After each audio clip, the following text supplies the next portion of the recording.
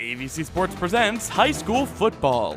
Today's game is brought to you by Doan Ford, Patrons Buckeye Mutual Insurance, WB Green, West 40 Auto Sales, Southeastern Med, Abel's, Valentine Insurance, AMG Vanadium, Wayne Garage Door, Papa John's Pizza, 209 Tire, and Guernsey County Children's Services.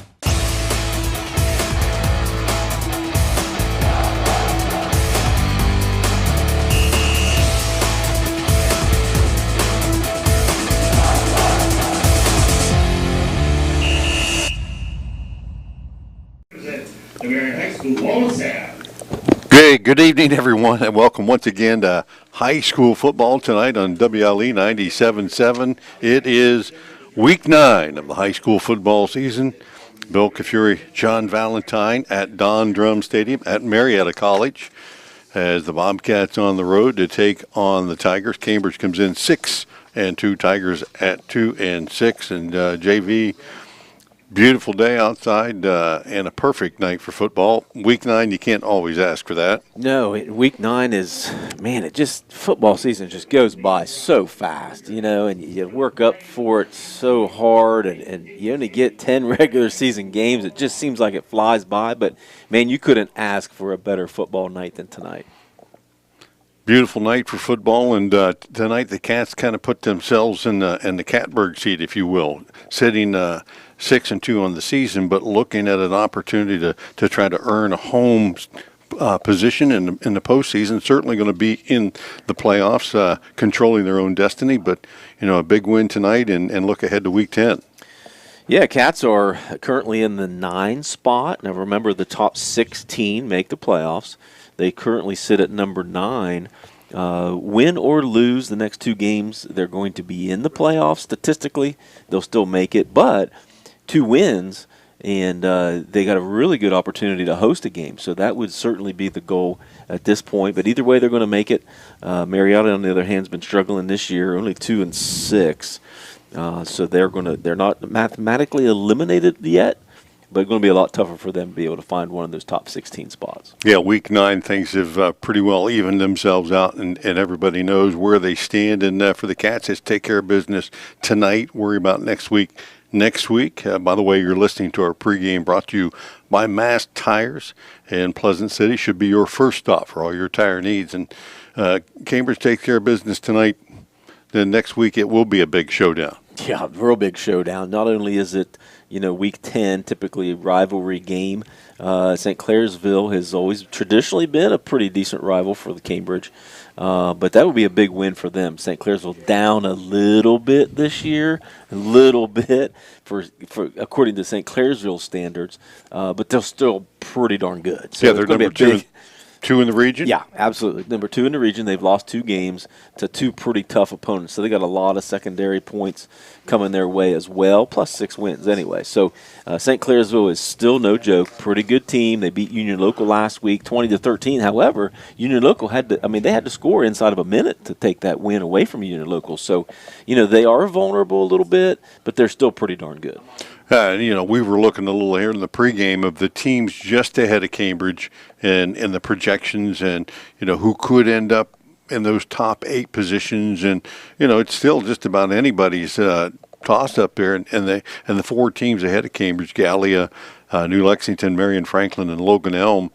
Each one of those teams has some challenges to finish this regular season where they're at. Yep. And there's a couple of teams even behind Cambridge that are in that 12-13 area that could leapfrog some people. Yeah, and so Cambridge has an opportunity. That's why they have a chance to move up to that top 8. If they win out and one of those teams you just mentioned stumbles, or 2 of those teams, which is very likely, they stumble and lose one of their final 2, Cambridge can certainly jump up and get a home game. So that'd certainly be the goal. We should follow our own advice and not look ahead too far. Right. Take a look at tonight's matchup with the Marietta Tigers. As you said, they come in 2-6, struggle a little bit, but primarily because they have a very young team. I'm looking at their roster and their starters here, and a lot of sophomores and freshmen sprinkled into their lineup. Yeah, they had a pretty seasoned group last year.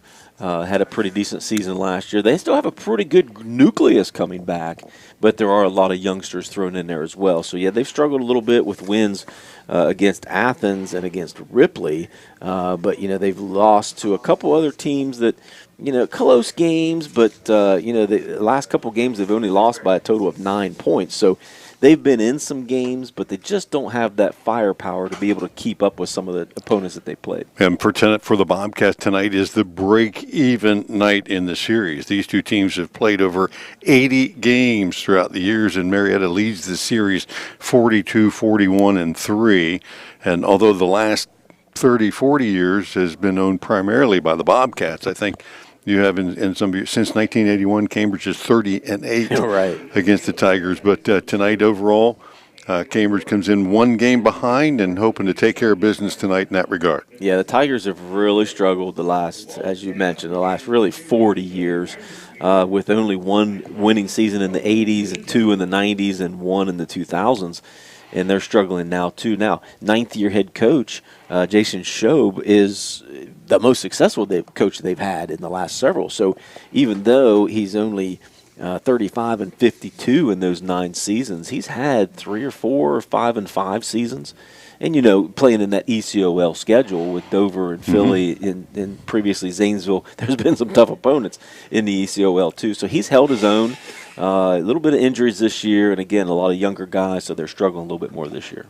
Yeah, the Cats tonight just need to make sure they stay focused. And one of the things we've been focusing on is kind of the record watch throughout the season. And we've talked weekly about where Caden Moore is, and he's pretty much climbed to the top of the mountaintop, if you will, in his passing and passing yards and passing touchdowns for the season and for the career. I'm not sure there's anybody else. Maybe Johnny Unitas is ahead of him still, but he's had an excellent season and an excellent career, and every time he throws a completion or a touchdown, that's a new record. Right. He owns basically every passing record moving forward now for Cambridge, so he's only building on that. But we do have an opportunity, for Davion Barr to surpass a couple guys from the receiving record, and that's touchdowns in a season and touchdowns in a career, held by 2 different guys. But he's got a chance this year to break both of them. Well, and those Cambridge folks that are probably listening be familiar with some of those names, but to go back with some of Caden's accomplishments, and, Jody Berger had 19 touchdown passes in the season, and Caden currently at 25 this year, so he surpassed that a few games ago. TD passes in a career. Josh Lowry had 25, and of course, with Caden's 25 this year is there, plus what he's done the last couple of years. So those by the wayside, and Trevor Wilson had topped out at 3,470 career passing yards, and I think Caden has well surpassed that at this point. He's got 2,100 this year. Which is, he just broke Jody Berger's record of 1948, I think. He just broke that last week for his single season yardage. That's right. He's at 21-36 to date. So he's done a little bit of everything in that regard. And Davion's right there, too. And some name to throw out there, Charlie Ford, way back in 1985 when nobody threw the ball. Coach Wojciechowski put a little run and shoot in there, and the Cats lit it up a little bit, thrown primarily to Charlie every time. And he had an incredible number of receptions that year. I think 76 receptions or 74 receptions. Which is still a record. And 15 touchdowns that year. Davion comes into tonight's game with 11. So with tonight and another game to go, you don't know what he's capable of doing. And then Trent Valentine, you might know that young man. Heck of a golfer, can play a little bit of baseball, but he had 16 touchdowns in a career, and Davion with 14 is, if he gets one, he might get both those. Well, yeah, that's the thing is he basically has at least 3 games left, right? Tonight, next week at St. Clairsville, and we're already going to be in the playoffs, week 11. So he's got 3 games basically to catch 3 touchdowns to surpass Trent with the career. In Charlie, he needs 5 technically to pass Charlie for a single season. So, and I was teasing Trent today, Charlie Ford only caught 15 touchdowns in 1 year, which is a record, but he only had 15 for a career. Yeah. The poor guy never caught another touchdown. He was a running back before He was that. until that 85 season. So he caught all 15 of them in one season. Well, and I recall because I was actually coaching the defense then too, and it was an incredible season one because we had a lot of offensive series that only lasted 15 seconds with 3 incompletions, and we were back on defense. And I'd tell Coach Wojo, I said, "Coach, can you hold it just a little bit longer?" The guys haven't even had water yet. But one of the things was Charlie was really the best athlete on the field for both teams, and we had a decent enough quarterback in Jody that he was accurate. He could throw it out, and because we didn't spread the field like teams did today, we might have 2 wide receivers, and everybody else had to block, give Jody another half second to throw the ball. But Charlie typically was double teamed and a lot of times triple teamed. So even when teams knew that he was going to be the one getting the ball, he was still able to catch 12, 15 touches a game. Yeah, and because of his athleticism, and Charlie wasn't I shouldn't say a big guy. He was a big guy, but he wasn't very tall. He might have been 5'8", 5'9". No, he hasn't grown. But he used to wear his hair high then. Now he doesn't have that ability. But the point was he got up and went after balls too. I mean, he did. Even though height-wise he was certainly not the tallest guy, he went up and got a lot of those balls too. That was a fun offense to watch. Had a little speed, and he wasn't easy to bring down either. No, his thighs are about one thigh was about as big as two he was of mine together. A little baby Earl Campbell. He was. Yes, he was. So those are some opportunities that lie ahead that we'll try to keep you abreast of as tonight's game and as we move on through the rest of the season as well. Tonight's contest coming up here at Don Drum Stadium. We want to take a timeout in our pregame, brought to you by Marietta Tigers. We'll be back with tonight's opening lineups and the kickoff to get things started right after these messages. What coverages you need? Hi, this is John Valentine with Valentine Insurance. We take time to learn about you and your insurance needs so you can feel comfortable that you're receiving the right coverages at the best possible prices. Find us on Facebook, stop by our office, or give us a call at 994-1776. Valentine Insurance, a partner you can depend on.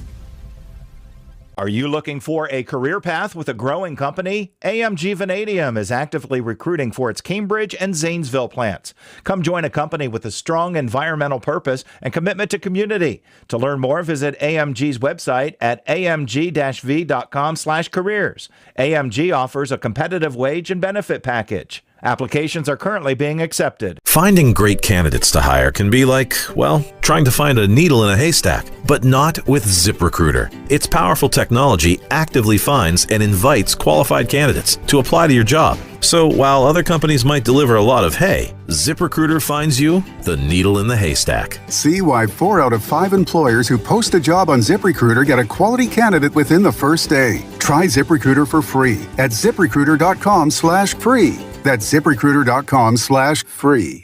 Be game day ready all season long at NFLShop.com.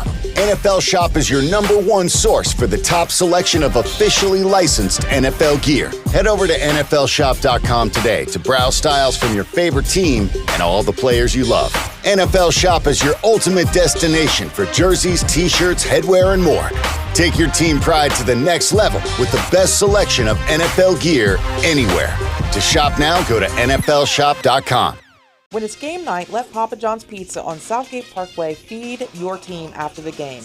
Hey, this is Shannon. You can create your pizza with all your favorite toppings or pick one of our specialty pizzas like the Super Hawaiian, the Philly Cheesesteak, the Works, or the Fiery Buffalo Chicken. Don't forget we also have chicken poppers, wings, breadsticks, and cheese sticks too. Call 740-439-PAPA. That's 439-7272 or order from your phone at papajohns.com. This is Russ Abels. This time of the year, there are 2 big reasons homeowners call us here at Abels. The first is for annual maintenance. Our technicians know how to keep heating systems running perfectly. Our detailed tune-up and safety check will help you avoid a breakdown and improve your system's energy efficiency. The other reason is it is time to replace your heating. And if that's you, right now we can help you save with a new high-efficiency system. So wherever you're at, we're ready to help. For heating and air conditioning, call Abels. Looking for new tires for your ride? 209 Tire in Cambridge should be your first stop. 209 is committed to high-quality customer service and offering competitive prices on top-of-the-line inventory, including Bridgestone, Cooper, Mastercraft, and so much more. Stop in 61074 Southgate Road in Cambridge and see Chuck and Brandy. They're open Monday through Saturday from 8 a.m. to 5 p.m. or visit their Facebook page at 209 Tire. Don Drum Stadium, tonight's site for the contest between the Bobcats and the Tigers. Cats won the toss, evident by the Caden Moore fist pump. As soon as he called it, the coin hit the ground, and you could see the fist pump even from up here in the press box, and he said, we want the ball. We want the ball. So the Cats will have the ball to get things started. Front line kind of back intact a little bit now with Andy Ogle back on the field a little bit more often. Hunter Williams, Angelo Rocker, Connor Mobilini, Caden Dillon up front. On the wideouts, of course, we've talked about Davian Barr and Owen Felder, Xander Caldwell, Trey Stotsberry, Bo Stotsberry, and back in action tonight after a 1 week absence, Devin Ogle. And, he's that one guy that wins the one-on-one matchups all the time, and the Cats certainly needed him a week ago. But he's back, and we can expect things to be in high octane again. Yeah, sat out because of a concussion. Physically, he was okay, just had to get back on the field, make sure he passed all his tests. So, yeah, Devin will be ready to roll tonight, and that's huge. As you mentioned, that's, Cambridge's possession receiver when they need to move the ball down the field and take some pressure off of Davion and off of some of those, speed guys on the outside. Devin's had a great season so far. All of our kickoffs brought to you by Valentine Insurance on Southgate Parkway, including this opening kick that heads the way of Owen Feldner, who picks it up on the 15. Jitterbugs a little bit, gets it to the 20, but the Marietta Tigers in their black uniforms and orange trim hustle down there and stop him. So the Cat offense will have 80 yards to go on this opening drive. Four-man defensive front for the Tigers. Swisher, Bauer, Bills, and Hansen up front as the Bobcats open things up here from the left hash. And we've seen them come out 5 wide a bunch of times that start things out here and go full press. And this time, Moore will start with Trey Stotsberry off to his right side and hand it off to Trey straight through, pops it into the secondary, and he'll have 10 on that opening carry and a first down for the Bobcats.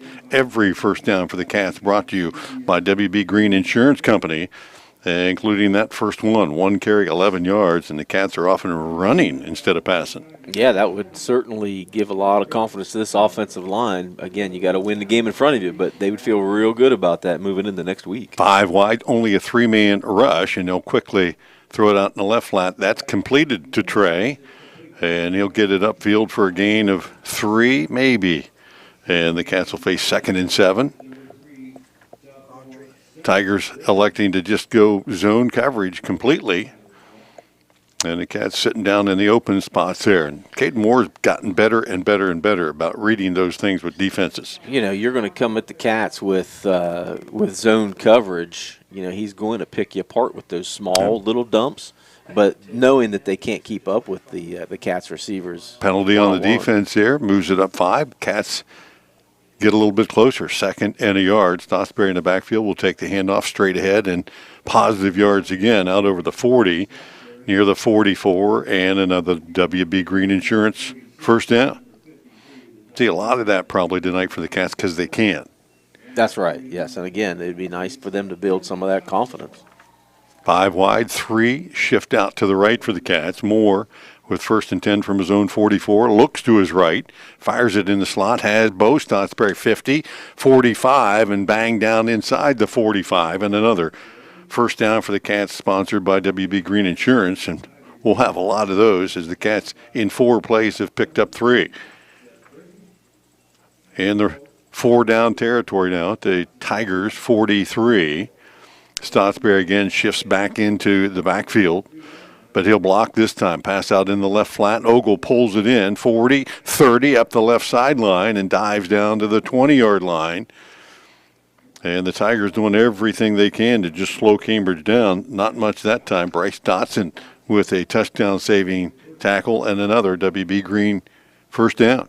Yeah, Devin is not the biggest guy in the world, but he certainly can make people miss, and he did right there. To Davion Barr. Puts a move on to the 20, 15, slips by one tackler and a second, fights his way down to about the 13-yard line and close to another first down.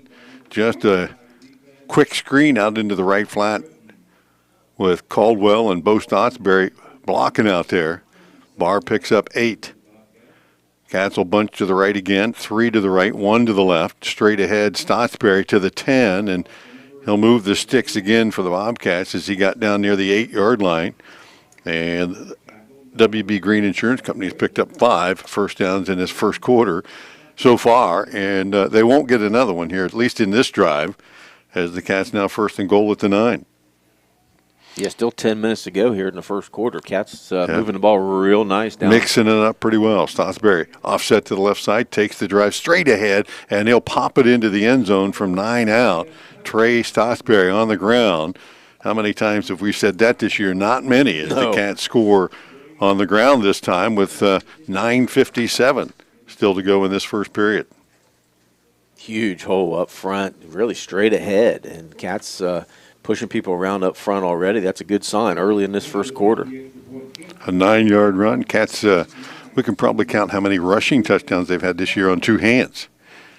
Yeah, there hasn't been a lot. Caden Moore had 6, but I think Trey, I'm sorry, I didn't think he had 1 coming into tonight. So he's got 1 there. Extra point attempt, up and good. Lucas Parsons drills it through. He stays perfect in the Bobcats. Lead at 7-0 here with 9:57 left. We'll be back in 30 seconds.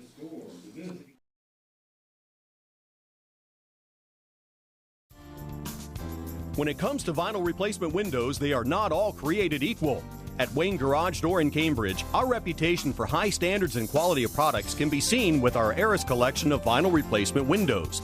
Combine the standard features an Eris window provides that installers don't have, along with our quality workmanships, and you have the best vinyl window to choose from for your home or business.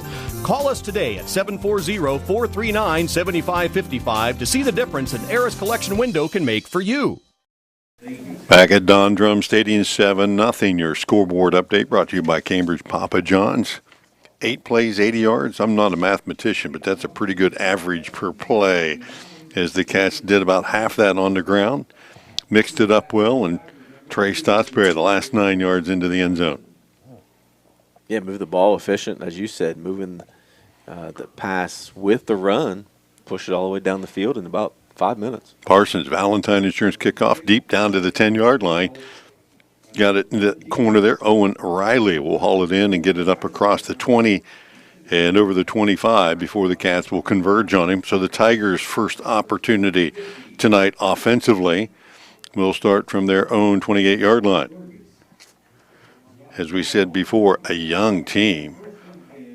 Only, I think I counted 1 senior maybe on the team. That would be the left tackle, Braden Meeks, or the left guard, Riley Dupuy.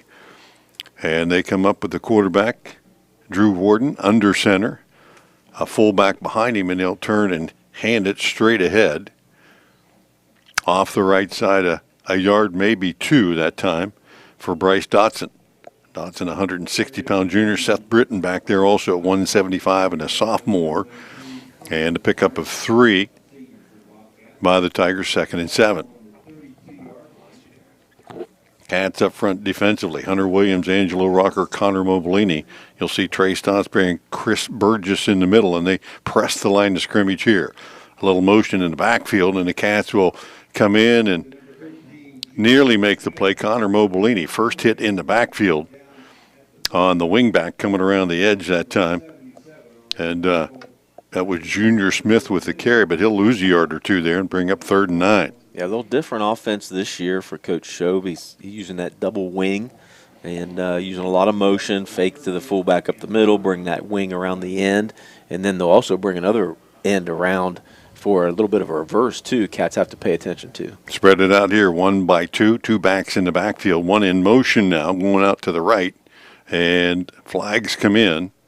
As a little bit too much motion on that offensive side, so the Tigers will pick up a penalty there and move back 5 and have 3rd and longer inside their own 30.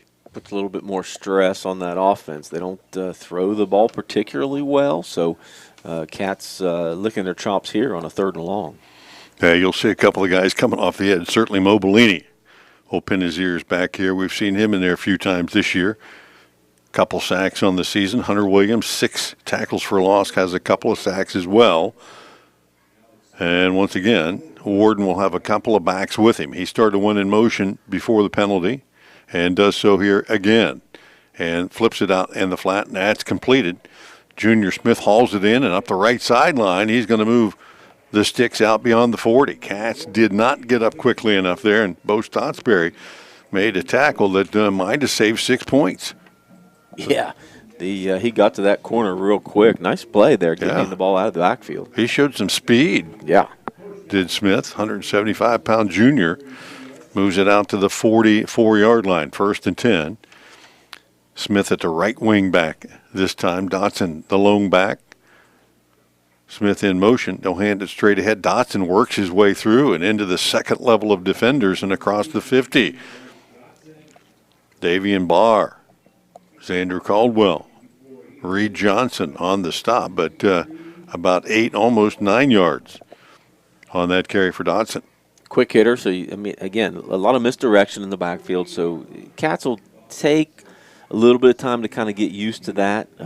Typically when you play a Kashak and somebody like that, it usually takes a quarter or so to get your feet wet and get comfortable. Smith again in motion, and again the give to Dotson off the left side. Stacked up there by the Bobcats, Burgess.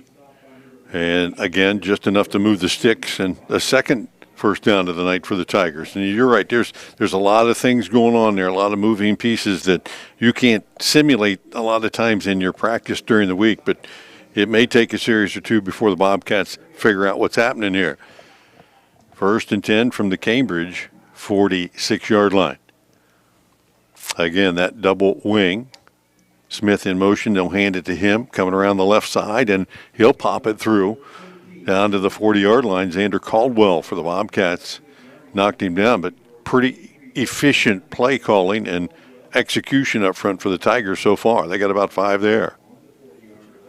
And again, they'll lull you to sleep with that play 4 or 5 times in a row, and then all of a sudden hit a little end around on that same play to try to catch you off guard. Smith slotted to the left side.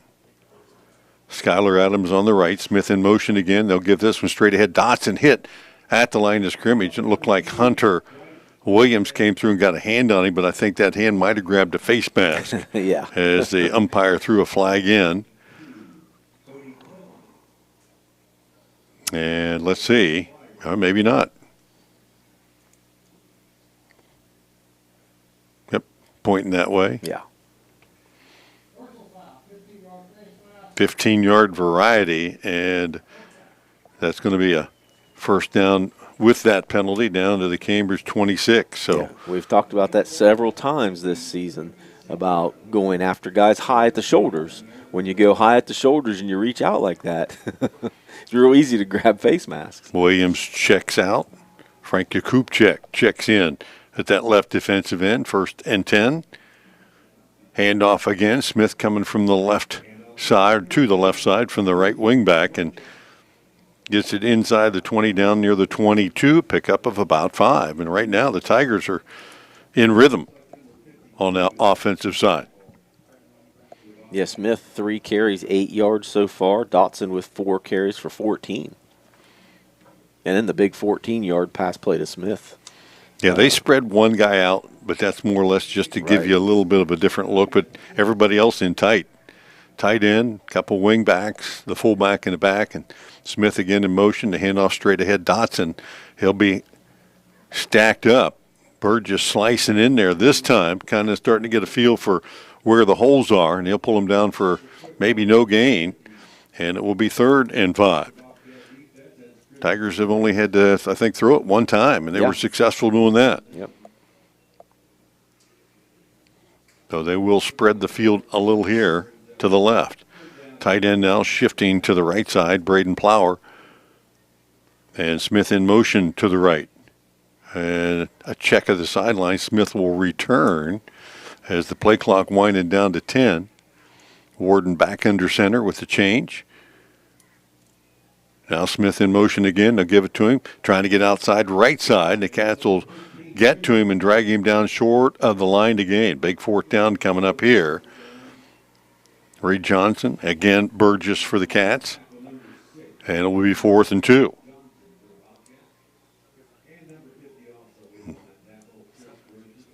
The Cats, see if they can turn something up here defensively.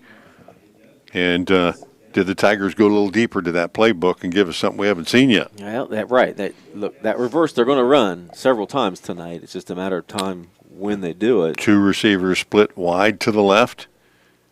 Smith wing to the right side. He's been coming in motion that way, and the Tigers, Coach Shobe doesn't like what he's seeing, the confusion on his offense. He's going to burn a timeout with 4:33 remaining in this opening period. 7-0. Cats, Tigers facing 4th down. We'll be back. More high school football on WILE 97.7 coming up right after this.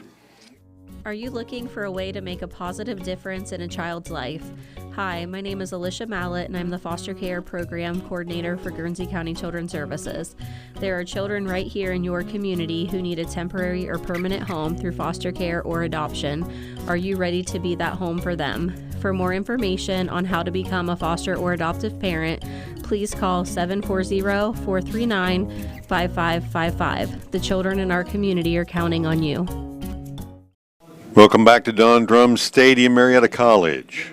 7-0 Bobcats. Thanking our sponsors for tonight's contest. If you're listening on the radio or maybe the stream on YRPtv or AVC Sports on our Facebook page, Wayne Garage Door, Galaxy Pizza, Papa John's, and 209 Tire, 4th and 2 for the Tigers. Coming out of that timeout, double wings this time. They give straight ahead to Dotson, and he dives very close to the line to gain, and it may come down to a spot here. See, one linesman has him on the line. Yeah, it's real close. He walked actually back a little bit. Well, they moved the ball to the spot instead of where he was tackled at, and they're going to bring the chains on and take a look. Yeah, so it's that close because the chains are on the far sideline. They moved it beyond that hash. So we'll see as they pull it in. Obviously not clear-cut enough that you can just look to the sideline and say, yes, he has it or doesn't. They'll stretch the chains. And the Bobcats are saying he didn't get it. The official agrees. They talked him into it, huh? Yeah, must have. So the Cats' defense comes up big there by maybe an inch or two. And the Tigers turn it over on downs after it was a pretty good drive from their own 28 right down to the Cambridge 17. Needed to get to the 16. Yeah, like Coach Show taking the time out there, to knowing the importance of getting this opening score. But just kind of surprising that they came out of that timeout not trying to go on 2, right, to get an easy 5, and then running that play there. You figured they'd be a little bit more creative with that. Cats leading by 7, back to pass. Moore looks to the left, fires it out there, has Ogle right about the 25-yard line. He'll haul it in there, stretch to the chains, and come up maybe a yard shy. And Devin Ogle, because of his athleticism and speed, always draws a crowd, but usually they give him a little bit of cushion, and that cushion came in handy there. Well, they're going to need to make sure they give him a cushion and wrap him up because he just burned them earlier in that first drive for 23 because they missed a tackle. Got 9.5. Stottsbury in motion, gives the Cats 4 receivers, and the snap goes right past Moore. He'll pick it up and fire it down the left sideline and out of bounds. Busted play there, as I'm not sure that the snap was wide of Caden, or he wasn't expecting it when it came. No, but a real good heads-up play by Caden to get the heck out of that pocket and give him a little bit of time to collect himself, and just threw it out of bounds before any heat got to him. 5 wide look, 3rd and a half yard. Moore looks around, and the Cats will check the sideline here, and they'll stay with a no-back set, and a flag comes in. Nope. The officials are sending the player off for the Cats. Well, the only time that happens is if the player says something he shouldn't, or if he's missing a mouthpiece. Yeah. It's some kind of Let's assume violation. it's the latter there. Andy Ogle will head to the sideline, and the Cats will get it to Moore, and he'll bang his way straight ahead. That's a long way to run a quarterback sneak, as Moore took it out of the shotgun, worked his way forward, and got just enough to move the sticks. Another WB Green Insurance first down. as the clock winds down here. 3:44 and counting here in the opening period. 7-0 Cats with the ball the second time here. Trey Stotsberry shifts into the backfield. Now Owen Feldner in motion all the way across. They'll toss it to him. He'll follow Stotsberry through out to the 30 and couldn't really find a seam to turn on the Jets that time, but Feldner will get about 5. Just a different look for the Cats, but you get that field spread out and get those guys with speed. It's a track meet. Darn right. Feldner part of a 3-receiver set wide to the right. 4 defensive linemen this time for the Tigers. Moore back to pass, looks to the right, fires it in the slot, has Feldner. Tough catch in traffic that time. Good defensive play by the Tigers. Chavez Carson on the stop, but Feldner holds on and picks up another WB Green Insurance first down. Yeah, it took a nice hit there, too, so real impressive that Owen was able to hold on there with 2 guys colliding with him. Cats 3 backs in the backfield. Trey Stotsberry with the handoff, takes it to the corner right side and got to the edge, but not a lot there. And again, looked like Carson with the stop. Gain of about 3. 2nd and 7. The Cats move the ball near midfield here. Trey Stotsberry offset to the left of Moore. Bo Stotsberry in motion, and Caden Moore will roll out, hit Stotsberry. Bo with it across the 50 and down the left sideline. Moves the sticks again down to the 43. And the Cats offense right now clicking as they're finding everything in that short area wide open. The Tigers giving them all that underneath stuff. And fortunately for the Cats, they're clicking with it right now. Well, they're being real smart and taking what they are giving. Hey, look, you're going to take 13, 12, 11 yards every time. Another WB Green first down. Draw play. Stotsberry straight ahead. Drags one defender for 2 or 3. Looked like Robbie Swisher that might got a handle on him, but Stotsberry with a head of steam got a couple out of it. And no doubt Cambridge in 4 down territory as we're under 2 minutes to play in this opening period. Bobcats looking for their second score of the night. A 1-by-3 receiver set. And Stotsberry in the pistol now. He'll go in motion off to the left. Moore will look that way and then fire it deep down the left sideline. Jump ball there for Ogle. Hauls it in. Check that. Stotsberry hauls it inside the 10 and lost his balance at about the 1-yard line. Trey Stotsberry running the wheel route that time out of motion. And he was well covered, but that was just an outstanding catch and run. Yeah, just a great spot. I mean, he put it where only Trey could catch it. That was, or Bo could catch it, I'm sorry. That was a perfect throw. Another WB Green first down. Was that Bo or Trey? I thought it was Trey. Was it Trey? Yeah. Well, they look alike. Even from here, they look alike. And it will be the handoff to Trey, and he'll pound it in from 2 yards out. Another touchdown for Trey Stotsberry, doubling his number tonight. That one from 2 yards out. And the Cats get 2 scores on the board, this one with 1:21 left in the period. 10 plays. The Bobcats go 84 yards this time. Parsons on for the extra point attempt. Pulled down, man. Rush was on as the defenders came in and hit each other, but Parsons got the ball up and through. And the Cats extend their lead 14-0. You're listening to high school football on your favorite sports network, WILE 97.7. We'll be back right after this. Are you looking for a way to make a positive difference in a child's life? Hi, my name is Alicia Mallett, and I'm the Foster Care Program Coordinator for Guernsey County Children's Services. There are children right here in your community who need a temporary or permanent home through foster care or adoption. Are you ready to be that home for them? For more information on how to become a foster or adoptive parent, please call 740-439-5555. The children in our community are counting on you. Back at Don Drum Stadium, Bobcats with 1:21 left to go in the period. Your scoreboard update, 14-0 Cambridge, brought to you by Cambridge Papa John's Pizza. Caden Moore getting the Bobcats in position, but the unusual part of that is tonight Cambridge pounding it in on the ground a couple of times as Lucas Parson approaches the Valentine Insurance kickoff deep again and fumbled down near the 5-yard line and picked up by the deep back. That might be Britton back there that did a pretty good job to pick it up and get it out near the 25. Indeed, check out Dotson on the return. He's lucky he didn't go down to a knee. Well, he was real close, yeah. His knee was on the ground, but he had not picked the ball up yet. So luckily he lifted himself up before he picked the ball up, or he would have been cleared down to the 10-yard line. So Tigers start this drive similar to their first at the 28-yard line. They moved the ball effectively their first time, but stalled on downs deep in Cambridge territory. 1st and 10, middle of the field. Warden under center, handoff to the motion man, and once again, that's going to be Junior Smith. They'll get it out across the 30, near the 32.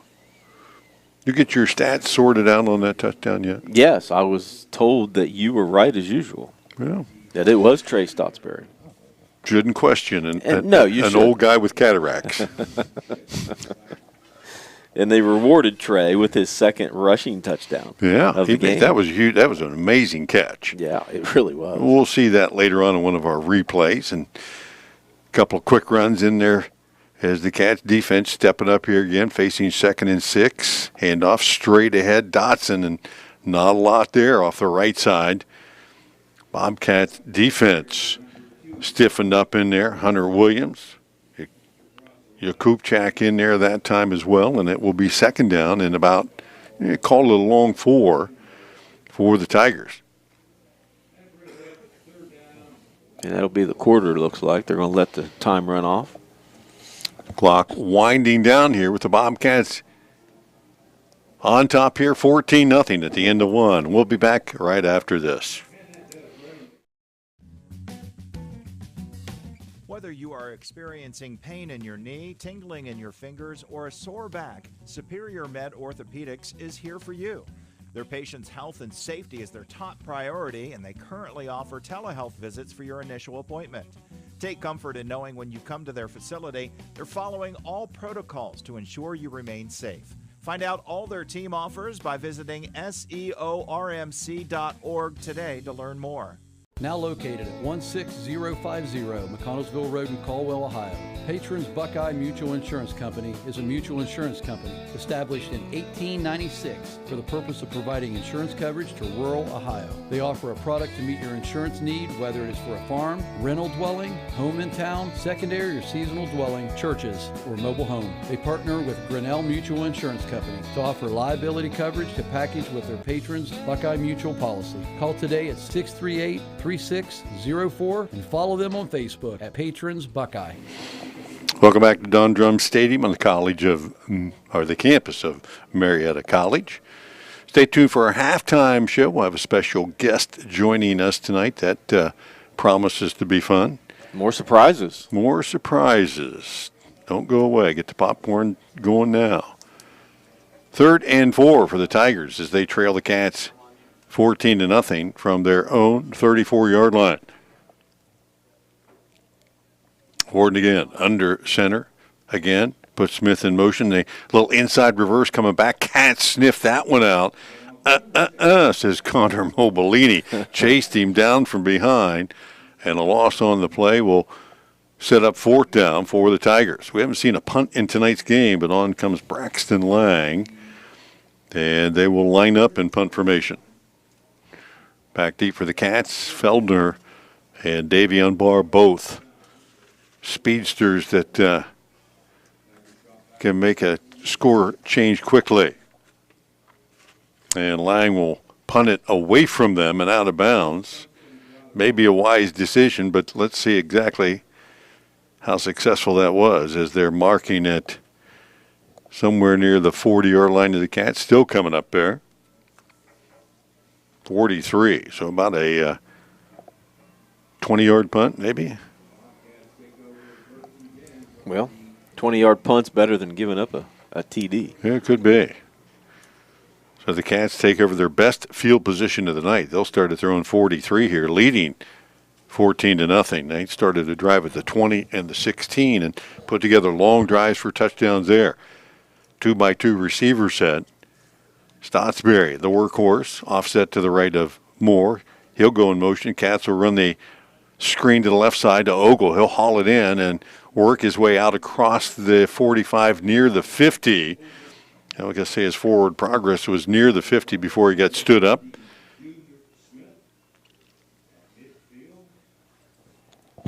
Devin fighting for some extra yards there. He does not like to go down easy. No. He was fighting for as much as he could. Next tackle you break might be the only one you need to. He's got one-on-one coverage to the left.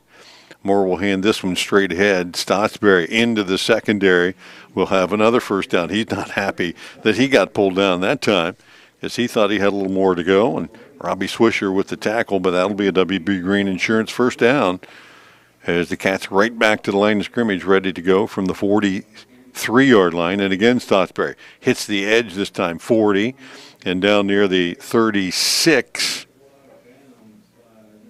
before he's run out of bounds, and 8 on that carry. His yards per carry are going to go up a lot tonight. And he's got 50 yards total with 9 rushes. He'll stay in the backfield. Cats with Ogle split left, 3 receivers to the right. Moore will look to his right, fire it deep down the middle, has Davion Barr there, goes up over top of the defender and hauls it in from 46 yards out. Cats with the quick strike here, and Davion Barr gets 1 TD closer to that record. Yeah, that just looked too easy. I mean, the defender was in front of Davion, but that shows you not only the concentration that Davion had on that, but he can get up. I mean, the boy, I don't know if there's anybody on the field that can jump as high as he can. The defender was in a good spot there to knock that ball away. He just went up higher. Parsons with the extra point attempt, and this one knuckled through and no good. The jinx carried over from last had week. A little bit of an issue with the snap and getting the ball down, and knuckled this one through. The rush coming hard off the edge might have bothered him a bit too. So the Cats extend their lead 20-0. We'll take a break. More high school football coming up right after this. Most of us are faced with uncertainty every day. Your job, your finances, sporting events, schooling for your children, and so much more. With so much uncertainty surrounding you, there's one auto dealership that you can be certain about, and that's Doan Ford. You can be certain that you'll always get a great deal and the best service afterwards. In business for nearly 60 years has given Doan Ford the reputation of being a strong, reliable dealership. Be certain. Choose Doan Ford. Online at doanford.com.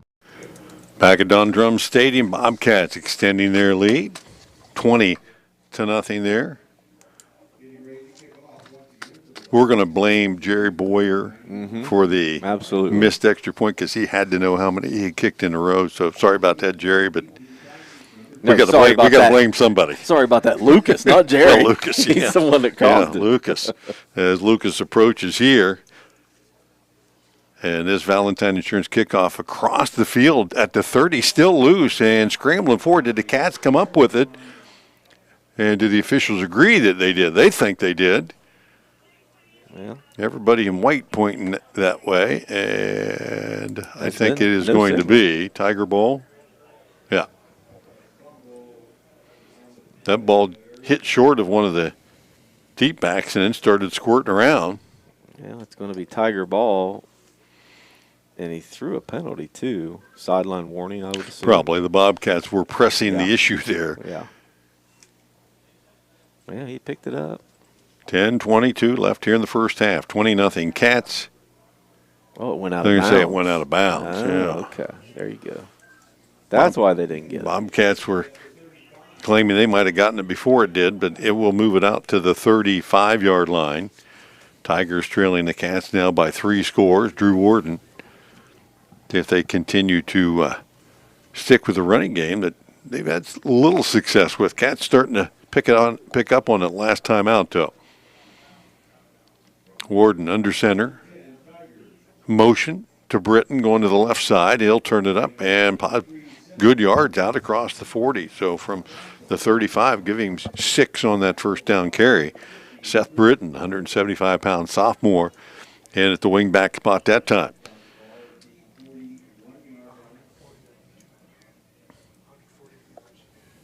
Only seen the Tigers throw the ball one time tonight. Yep, just the one. Face second and about 4. Britton again in motion. This one will be straight ahead. Dotson sidestep one guy and then pops it through to the secondary. Foot race to the end zone, and will the Bobcats catch him in time? I don't think so. Touchdown. 59-yard run by Bryce Dotson. Had some wheels on that, Just didn't he? popped it off the left side. Bobcats were giving chase. Isaiah Mayle, boy, he was right on his heels, dove for him at about the 10, but couldn't come up with him. And a touchdown for the Tigers.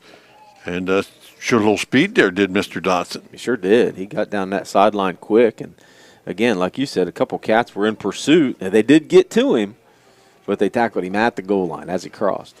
So Marietta gets on the board, 9:38 here of the second period. As they put the ball on the left hash and apparently going for 2. So how many viewers do we have, Brett? 682? Is that what you said? Live. Hey, if you're one of those out there, give us a shout. I know a lot of people say, we'll be listening, we'll be watching. Mm-hmm. Well, let us know you are. Yeah, I know there's some folks in Swanton tonight and some down at Seneca Lake. Who knows? Deep back in motion again. That's going to be Britton trying to take it off the left side, and he'll be stacked up on the try for 2. No good. As the Bobcats will lead 20-6.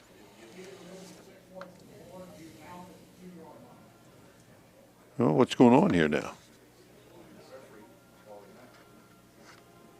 Well, they're claiming that he wasn't down. They've put 6 points on the scoreboard.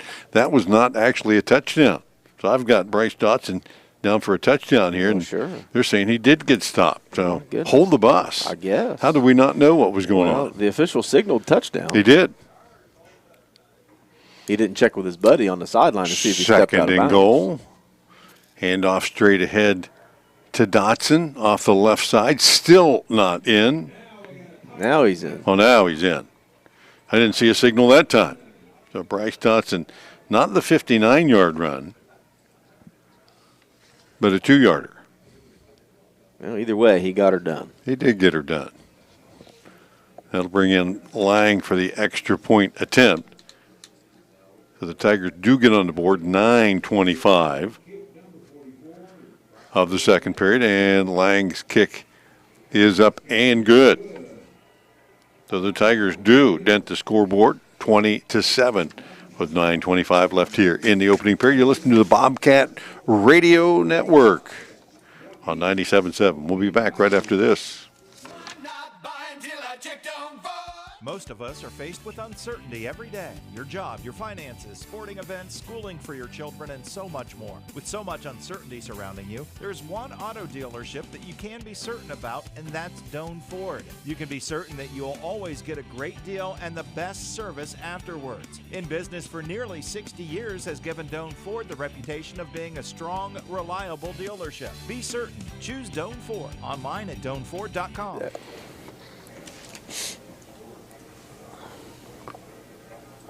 Back at Don Drum Stadium. And the scoreboard update, courtesy of Cambridge Papa John, 20-7 as the Tigers get on the board, 9:25 of the second period. Bryce Dotson from a couple yards out. He did all the work. And he was rewarded. Valentine Insurance kickoff. Lang angling it to the sideline. Picked up over there by Feldner at the 20. Can't find a seam, and they got him going sideways. And that, if you're the coverage team, that's the best thing you can do, not let him get vertical. So Feldner able to pick his way out near the 30-yard line and get the Cats started here. Their fourth possession of the night. Cambridge has scored every time they've had the ball. Those of you viewing from home, you do not have to adjust your set. It is a gray field, especially those viewers named Heather. Yeah. What's wrong with the color? What's wrong with the color? Brett, what color's the field? Come on, Heather. It is gray. Gray and dark gray. And blue around the edges. 1st and 10 for the Cats from their own 30-yard line. Hand off straight ahead. Trey Stottsbury pounds the middle for a yard, maybe. Trey, the workhorse on the ground tonight for the Cats, as they mixed it up pretty good. He'll split left as the Cats go 2 by 3 here. 3 down defenders and more back to pass. Plenty of time now, flushed out of the pocket, and will go down and fumble the ball. And I think the Tigers may have come up with it. Indeed, they do. So bad gets worse for the Cats. Leading comfortably, but the last thing you want to do here is turn it over. And the Tigers come up with it. Blake Henson comes up with that one, and the Tigers right back in it here at the Cambridge 26-yard line. Best field position for either team tonight, 20-7. Tigers trail the Cats, but this will set them up for a spot if the Cats can't get the defense cranked up here a little bit. Back in the game, Junior Smith at the left wing back. He goes in motion, and he'll receive the handoff right side, and the Cats will track him down. Coming hard off the edge that time again was Mobilini, who has that play sniffed out. He knows when the wingback goes in motion away from you, crash hard, and he did that time. Caught him from behind. No gain on the play. 2nd and 10. That's the third negative play on offense for the Tigers. So Cambridge starting to figure some things out up there. Britton go to wing back on the left side. Smith switches to the wing on the right. 2nd and long. Now Britton in motion. They'll hand it off on the wing back reverse to Smith coming back the other way. He'll get positive yards. Cats got him after a gain of about 5. And it will be 3rd and 5. I'm sure the Tigers are thinking 4 downs here.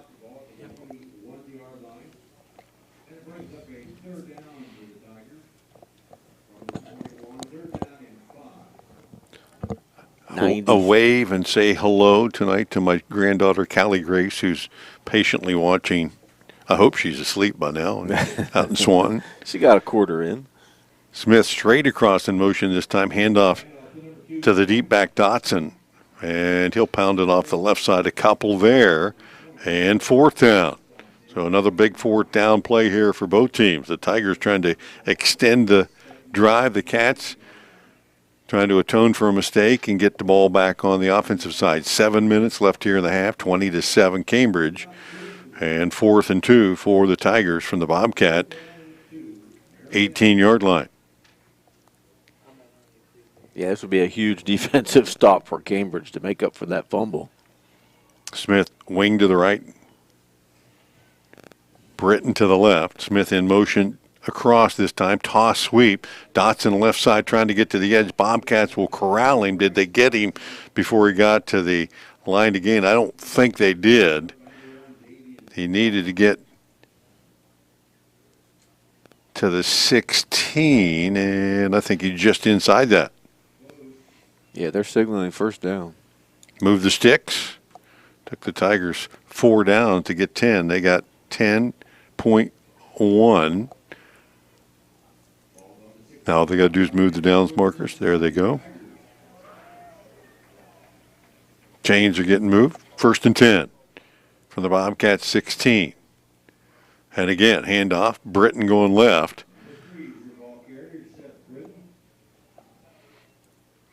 Turned up inside that time. Got inside the 15. Give him the 13. Got 2 long yards. So the Cats bending here a little bit. Forced back onto the field after a fumble. Cambridge's first 3 drives tonight resulted in touchdowns. 4th one a turnover. And the Tigers trying to climb back in this one. And again, the reverse play to Smith. Again, rocked once. Davian Barr comes in and cleans him up. I think Reed Johnson might have had the first hit, but then Davian Barr finished him off. No gain on that play. 3rd down and call it 6. Coming up on the 5-minute mark. I want to thank our technical guys here tonight. Cooper Klobuchuk, BK, the other BK, Brett Klein. And down on the field somewhere down there, Jared Aber. Smith to the wing on the right. Breton on the left. And the give straight ahead to Dotson. He lowers the shoulders and powered straight through. Hadn't seen that play in a while, and it was effective there. Dotson moved the sticks again. Another first down for the Tigers, and it will be 1st and goal at the 5-yard line. Yeah, put his shoulders down and ran right through that defensive line of Cambridge, all the way down to the 5. Yeah, the Cats have been adjusting to all the wing plays coming left and right. And Dotson that time, not a big guy. Dotson listed at 160. Pretty quick, though. We saw his wheels on the one breakaway. So 1st and goal from the 5-yard line. Dotson, the lone back. Smith in motion across the field, tossed to Dawson. Looking for a place to dip and dive, heads to the corner and shoved out of bounds. Inside the 5. Let's see where they mark him. Boy, he's really close. Cats collared him high again, and he almost got his way into the end zone. They'll say he's on the 1. So 2nd and goal from the 1-yard line. Seen the Bobcats get penetration when the Tigers go wide earlier, especially when they use the wing back. But they still haven't found an answer to stop a Dotson. No, Dawson has 90 yards already on 13 carries. Of course, the one was 58-yarder. 20-7 Cats. 2nd and goal from the 1. Dotson, the lone back once again, and would expect him to get it again. He does straight ahead, lowers the shoulders. No call from the officials as there's a pileup right at the goal line, and they'll say short of the line to make. 3rd and goal from about as close as you can get. Ain't a whole lot of difference there between where that ball's at and where the goal line starts. Sure isn't. And if you're the Tigers, you keep dancing with the guy that got you there. Certainly not a bad decision. And remember, Warden's going under center. If I'm Warden, I'm taking it myself. Yeah, little quarterback sneak on the little tap, right? Right, absolutely. Nope, he'll turn and hand it off. Britton stacked up, and 2nd effort got him in that time. Bobcat Trey Stosberry made contact in the backfield but couldn't hold him. And the Tigers score back-to-back touchdowns here to draw within a score. So 1-yard run by Dotson. Draws the Tigers to 20-13. Braxton Lang on for the extra point attempt. And he hesitated. Ball got down. Did he get it up? And he made it. Boy, I don't know how that happened as Reed Johnson came off the corner and ran right past him. But a one-step kick makes this a one-score game as the Tigers now trail the Cats 20-14. We'll take a quick break. Back with more high school football action on 97.7 right after this. In your time of need, will you be happy with your cut-rate car insurance? Will you have the coverages you need? Valentine Insurance is dedicated to protecting you and your family when you need it. As an independent insurance agency, we have partnered with many reputable insurance companies who even have local claims adjusters to provide you with unbeatable service. Are you going to trust a talking lizard to help you with your claim? Really? Don't let this happen to you. Trust the professionals at Valentine Insurance. Call 994-1776.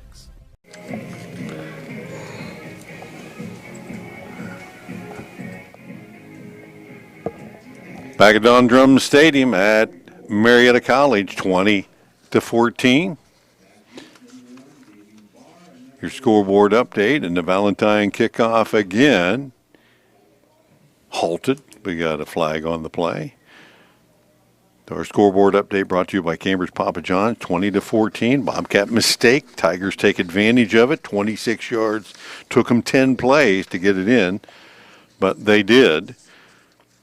And the Bobcats say, you score 2 or 3 times real quick, then you just make a mistake. Maybe you relax a little bit, but Tigers are going to back up here 5 and kick this one off, but plenty of time left for the Cats here to try to add points before halftime. Leading by a touchdown, Tigers will get the ball to start the second half. And we get a double Valentine Insurance kickoff. That's been the norm the last couple games. Yes, it has. Braxton Lang approaches and again kicks it sideways, and Trey Stotsberry will fumble this one and then get on it. He was trying to catch that baby on the run, and it hit him in a bad place, right in the hands. He grabbing at one hand. I guarantee you the ball hit him right on the tip of his fingers. But the Cats will retain possession. Again, pretty good field position, just shy of the 45-yard line. Yeah, Cambridge certainly, the time is not an issue for Cambridge with 3 timeouts left and a quick strike offense anyway. 2.5 left. Don't get too much of in a hurry. You got plenty of time to be able to push the ball in the end zone. Has there been a game this year Caden Moore has not thrown a touchdown pass? Boy, I can't believe that there has been. Well, he's thrown one tonight. That one deep one to Davian Barr just seemed like it wasn't his normal throw, but he'll find a flat man here, and that's Trey Stotsberry. Hauls it in out over the 50 and into enemy territory. Picked up about 6. Clock winding, 2:17. Plenty of time left. Cats have all of their timeouts should they need them. 1 receiver left, 3 to the right. Stotsberry, the deep back. They'll run the option play to the left. Moore will keep it himself, and he'll move the sticks here down near the 42-yard line. Another WB Green first down. 2 plays, Cats on the move. Plenty of time left with 2 minutes. 5 wide here. 3 offset to the right. And the Tigers only got a couple of guys out there looking at him. Moore will work back to the left side and over the head of his intended receiver, Trey Stotsberry. Had single coverage there from Seth Britton. Caden tonight, most of the time, had plenty of time to throw, other than the one play it was flush from the pocket and fumbled.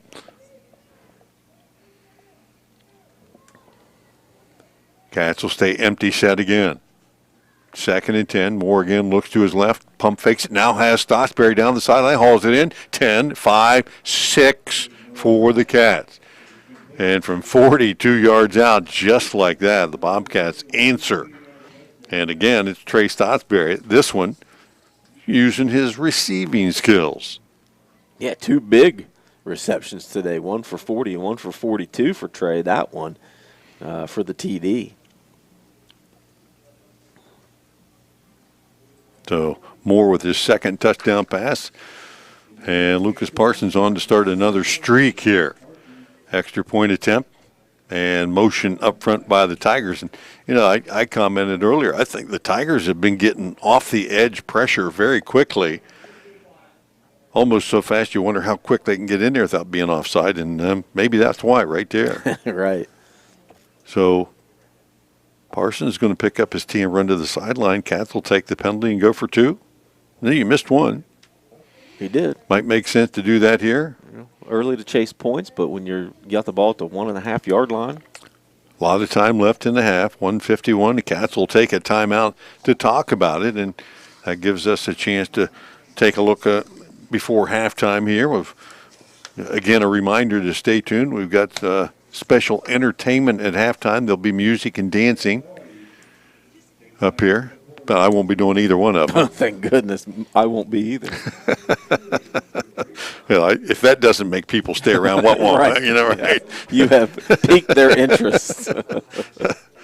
Hey, first half of action, we've seen Davion Barr catch a long touchdown, but Trey Stotsberry has been the guy tonight that's helped the Cats both ways, on the ground and now in the air. Yeah, he's got 3 of them, 3 TDs. Now, he only came into the game with 1 rushing touchdown on the season. Tonight, he's already got 2, and he added a reception. Other than the fumble the Cats had tonight that led to a Tiger score, they've played really well. Sure. So they will go for 2. Now check on Devin. Spread the field here. Devin Ogle here, got a tight end. They got Bo Stotsberry up in the tight end spot, and two backs in the backfield. Yep. Handoff straight ahead, and that is to Mobilini, who took the handoff and tried to power his way in, spun away, and got to the 1-yard line before he was denied. So Cat trying to go maybe with a little bit of a power move there in the backfield. But when anybody blocking for Mobo, everybody wanted to see how he was going to run. So the extra point attempt for the Cats is no good. And we'll look forward to the kickoff now. As the Cats score with 1:51 left. Cambridge scored actually within about 40 seconds of the Tigers score. So that's pretty quick. Yeah, I mean, again, we've seen it all year long. They can score quickly, no doubt about it, with all the weapons that they have.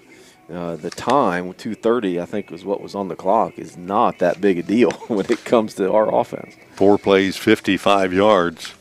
Again, the long pass helping the Cats get on the board that time. Your scoreboard update from Cambridge Papa John's, 26-14, and the Valentine Insurance kickoff as Parsons will step in. Lucas here has kicked it across the field a couple of times here, and from the left hash takes this one deep down to the 13-yard line. Hauled in down there by Riley, and Riley out across the 20 to the 25, give him the 27. The Tigers with 1:45 left to go in the half. See how aggressive they want to be. We've only seen them throw the ball once this half. One time, and it was out of the backfield for a nice gain, a 14-yard gain, but they have not tried to push the ball down the field through the air.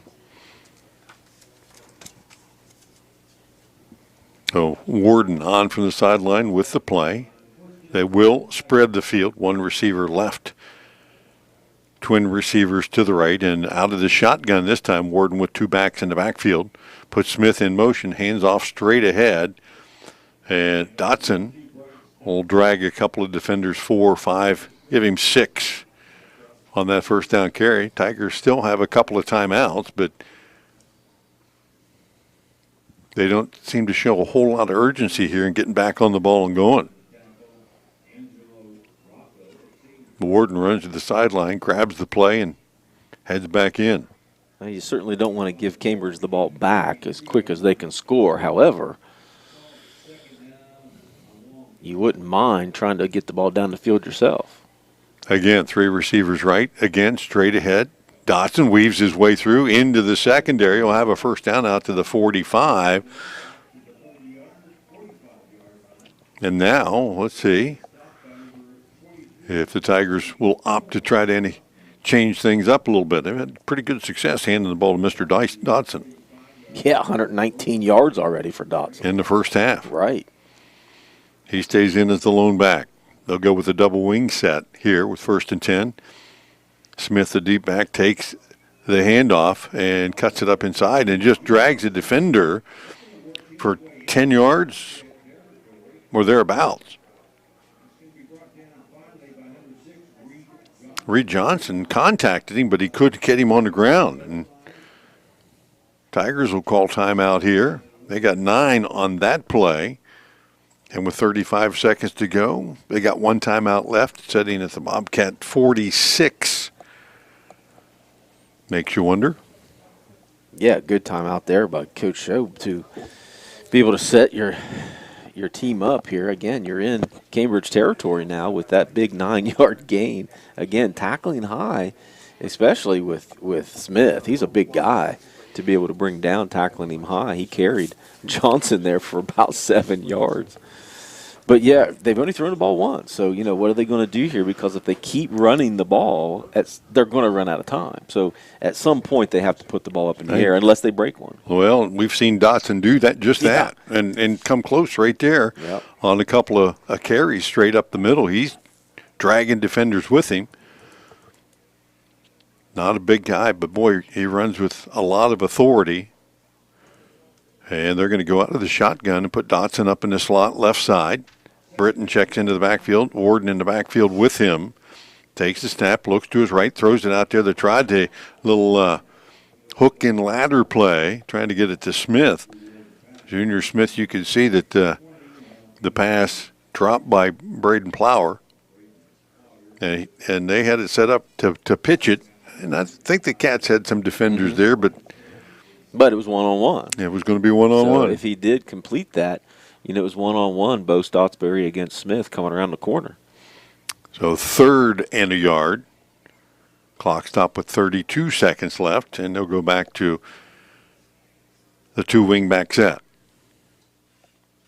Britton the deep back. Here comes the reverse to Smith. He'll have the first down inside the Cat 40-yard line. Now they'll move the sticks, stop the clock momentarily. Still 1 timeout left for the Tigers. As they'll try to line up here and get after it. They'll wind it back in play, and here we go. Ward now to the gun. Back to pass here.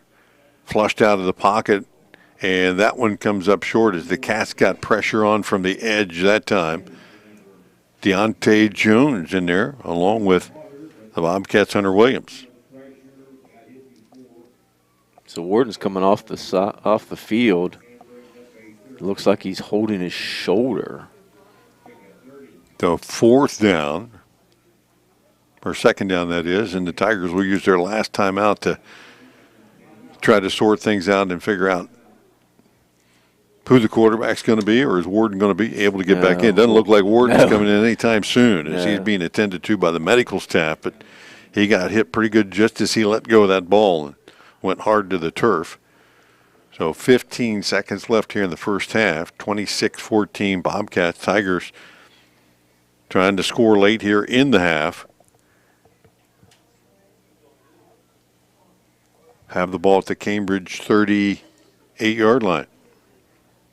Well, out of timeouts now. Only 15 seconds. So, realistically, 2nd down, they're going to have to put the ball up in the air with a backup QB, and I don't know who that is, to be honest with you. Warden is a sophomore. Okay. And one of their other athletes who normally would play a lot would be Elyrus Kelly. He's out tonight. And so Dotson's going to just take the direct snap. We got 3 receivers to the right, actually 4, and 1 to the left. And he'll take the snap and just run that way. He's got the ball like a loaf of bread. And the Cats will haul him down there after a short gain. Cody Quillen, did he get enough for the first down? And don't think he did. The clock's going to continue to wind, and that'll be the final play of the first half. Wow, not a bad strategy with Dotson back there, the way he's run the ball, and he knew what to do with it when he got it. So we've reached the halftime break. Cats lead at 26-14. We invite you all to stick around. Special halftime guest, and lots more coming up as we'll hit stats and scoring a little bit later on, catch you up in some other scores from games in the area. We'll be back right after these messages. Are you looking for a career path with a growing company? AMG Vanadium is actively recruiting for its Cambridge and Zanesville plants. Come join a company with a strong environmental purpose and commitment to community. To learn more, visit AMG's website at amg-v.com/careers. AMG offers a competitive wage and benefit package. Applications are currently being accepted. In today's marketplace, you have many choices for insurance. WB Green Insurance, a representative of Westfield Insurance, is committed to providing you with excellent coverage for your home and auto at a fair and competitive price. Westfield has been in the neighborhood for over 150 years, providing peace of mind and quality insurance products through independent insurance professionals. Sharing knowledge, building trust is Westfield's pledge to their customers. Call WB Green Insurance today. When it's game night, let Papa John's Pizza on Southgate Parkway feed your team after the game. Hey, this is Shannon. You can create your pizza with all your favorite toppings or pick one of our specialty pizzas like the Super Hawaiian, the Philly Cheesesteak, the Works, or the Fiery Buffalo Chicken. Don't forget we also have chicken poppers, wings, breadsticks, and cheese sticks too. Call 740-439-PAPA. That's 439-7272 or order from your phone at papajohns.com. This is Russ Abels. This time of the year, there are 2 big reasons homeowners call us here at Abels. The first is for annual maintenance. Our technicians know how to keep heating systems running perfectly. Our detailed tune-up and safety check will help you avoid a breakdown and improve your system's energy efficiency. The other reason is it is time to replace your heating. And if that's you, right now we can help you save with a new high-efficiency system. So wherever you're at, we're ready to help. For heating and air conditioning, call Abels. Looking for new tires for your ride? 209 Tire in Cambridge should be your first stop. 209 is committed to high-quality customer service and offering competitive prices on top-of-the-line inventory, including Bridgestone, Cooper, Mastercraft, and so much more. Stop in 61074 Southgate Road in Cambridge and see Chuck and Brandy. They're open Monday through Saturday from 8 a.m. to 5 p.m. or visit their Facebook page at 209 Tire. I was sitting in my car and it wouldn't start. I lifted the hood and the engine was falling apart. What would I do? My eyes filled with tears. Then on the radio I heard of West 40 by Pay here, where for a little money down and a little each week, I could have a car, nice, shiny, and sleek. So I walked in the door and I put the money down. Now I got a nice car that I can drive around. West 40 by Pay here will help rebuild your credit. The corner of Dewey and Route 40 in Cambridge, don't you forget it.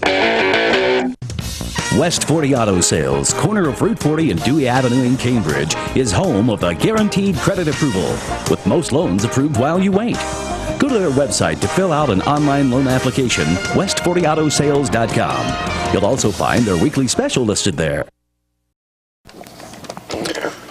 Welcome back. We are at halftime. Halftime, as always, brought to you by Galaxy Pizza in Cambridge. And our halftime score, Cambridge on top of Marietta 26-14. Promised you a special halftime guest. Very special, as we're invading your home turf right now. Trent Valentine joining us here at halftime. And you didn't have to go anywhere across campus. Across the street. It was a nice little cold walk. Yeah, it was nice. Yeah. Heard you. I heard stories today that you were giving your dad a golf lesson, and how'd that work out? I don't know about a golf lesson. It was more like we all played terrible and we just had fun. Well, that's what golf's all about. We shot even though, so it wasn't even too par. terrible. Yeah. No prizes involved though. For even par. So it didn't matter. Well, there was no prizes at all. Yeah. So no pressure on any of us. No pressure. No pressure. Well, it's good to have you join us tonight, and you're a junior this year, I believe, right? Senior. Senior? Oh, come on, no way. I'm getting old. How time flies, right? I know. Baseball, you guys play fall baseball down here a good bit. Is that done now? So we have a fall ball season through like BSN. We separate into 3 different teams and play each other. That went well, and now we're into our actual practices where we practice 4 days a week, which is going well. We have our first scrimmage Sunday against Charleston at 1 o'clock. Wow. Yeah. So a lot of people would think that at Division III, baseball, football, whatever, it can't be year-round, right? Depends on who you ask.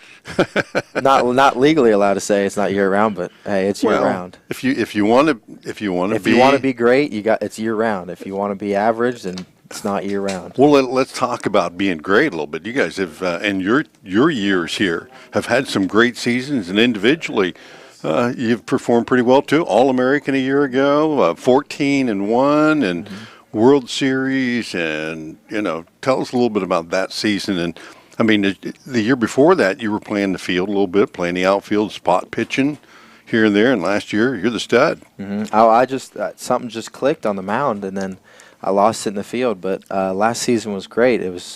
We had a great group of seniors. I think we were definitely senior heavy. I think we had like 10 or 12 seniors, and they all played. We had our whole outfield was all conference, so that kind of threw me out of there. But I did my job as a pitcher. That's where they needed me last year, and I stepped up in there. They didn't really need me in the outfield, which was fine because I still played my role. I knew my role, and I thought I played it pretty well. And World Series was awesome. Yeah, I can't really say anything bad about the World Series. It's a crazy experience to even say that I made it to the World Series, but it would have been even crazier if we would have won, which is our ultimate goal always. So tell me a little bit. So you haven't got a chance to hit a lot the last year or so, but probably the odds this year you're going to be back into more of a different role, where you're playing a little bit of pitching, but in the outfield when you can? Yeah, so it's going to be kind of weird because our what it's looking like, our 1 and 2 is going to be me, who I'm a two-way, and then our number 2 is going to be Brett Carson, who's also a two-way. So I don't know how we're going to manage because I'm probably going to start game 1. He's probably going to start game 2. But if I pitch game 1, then I won't be able to play the outfield in game 2. So I've been playing some first base.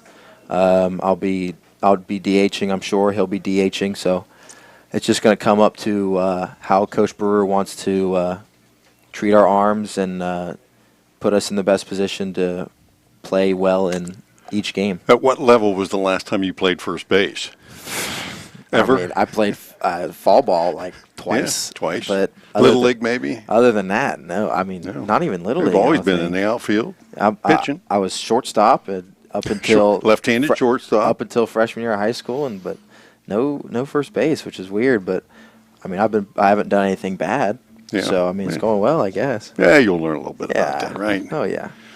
So let's switch back to the football conversation a little bit. Do you miss football a little? I mean, it's my favorite sport. I miss it the most, and I really regret not playing here at the college, but for my body, it was probably the best decision. But yeah, I miss it a lot. It's pretty tough to play two sports, baseball and football, because in the fall you've got fall baseball, and in the spring you've got spring football. Yeah. So you're going to find yourself behind in both, but having success at one is not bad. Right. But, so you're not? Are you allowed to play intramurals?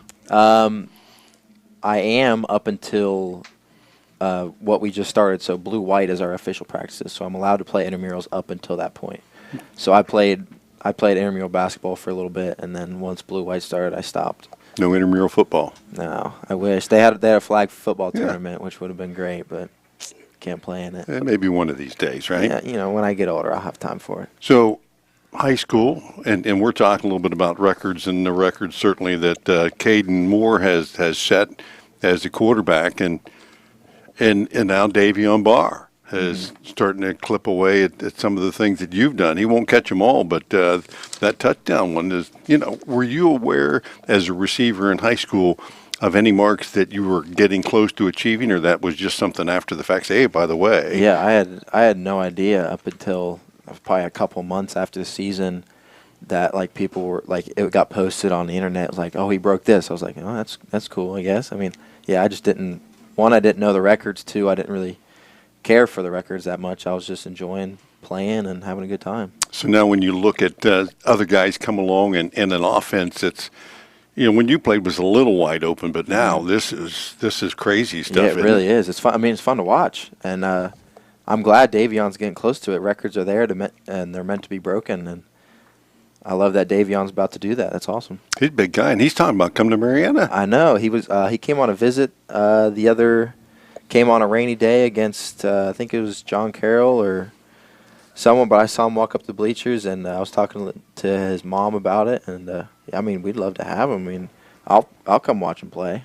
Yeah. I mean, who wouldn't? He can come watch you. You can come watch him. Yeah, I mean, perfect. Well, Marietta's not far from Cambridge, and certainly a lot of students from Cambridge matriculate down to Marietta. So it's not unusual to find, especially a small campus, a lot of folks from Cambridge you'll see with familiar faces, right? Right. So career receptions, you've got 16. Davion picked up one tonight. He's at 15. Oh, he's going to beat it then. What is this, week 7? This is week 9, but he's close. Oh, week 9. Okay, yeah. He's still got it. I'm sure he's going to get another deep ball from Caden here soon. Yeah. It's bound to happen. So who was the quarterback when you were playing? Cody and Cooper. Cody Moore, Cooper, yeah. Caden's brother, and then Cooper Kearns. Those guys like to run it more than they like to throw it. They do. I mean, they were shifty, but, hey, I mean, it worked out for us and worked out for me. So, yeah. Enough times you were open and had your hand up, they saw you. Or I was triple covers. They'd be like, oh, he's down there somewhere. Let me just throw it down there. Is there one of those passes for a touchdown that you caught in high school that when you think that's one of the first ones that pops back in your head? I think it was my sophomore year, the one that I remember the most. It was against it was actually with Nate Snodgrass. We were down at Coshocton, who was 4-0, and they eventually beat us in that game, got 5-0. But it was early in the game, and I ran a streak, and I was wide open. It was he was on the opposite hash, and he threw a dime to me on the opposite sideline. And it was just really cool because we were both 4-0 in that game, and that got us to the lead, and I'll always remember that touchdown. Was that awesome. Your first touchdown pass? No, my first touchdown pass was Indian Creek, week 1. I ran a speed out, and it was almost intercepted, but the guy kind of tipped it, and I kind of grabbed it from him and got a touchdown from it. Everybody remembers their first, right? How about your very last one? You remember when the last one was? Very last. I don't remember a lot from senior year. Got hit in the head too many times? Is that? Yeah. You ain't wrong about that one. But last one, I have no idea. I don't think I even scored a lot that year. You don't think so? Huh? I don't think so. I don't really remember much about it at all. Yeah. Must have been just because that we lost I'm a lot. sure Dad does. He'll tell me all about it. I'm sure he will. When he gets back on. He wrote all this stuff down, how many times you lined up on the right and on the left. All I remember is we didn't win a lot of games, and that's all I really cared about was winning. Yeah, and when you're behind, they get to throw more, though. Right, that's true. So, yeah, you got a lot of things here. I'm looking at some of the baseball accomplishments of college. When you came to college, you knew you were coming into a situation where it was a really good existing program. Right. Did you have any sense that you would have the individual success that you had last year, All-American and making the All-World Series team and first in the nation in wins and first in ERA and those kinds of things?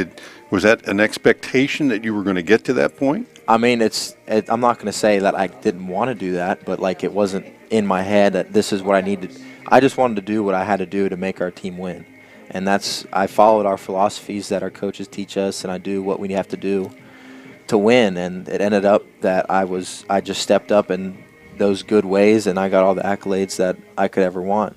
But other than that, it wasn't really in my head to specifically get those goals. It was more team goals than individual goals. How tough is that transition from high school to college baseball? Even at the Division III level, it's a high level of baseball that you're competing at. Right. It's almost like a job. School's a job, and then I go to my next job, which is baseball.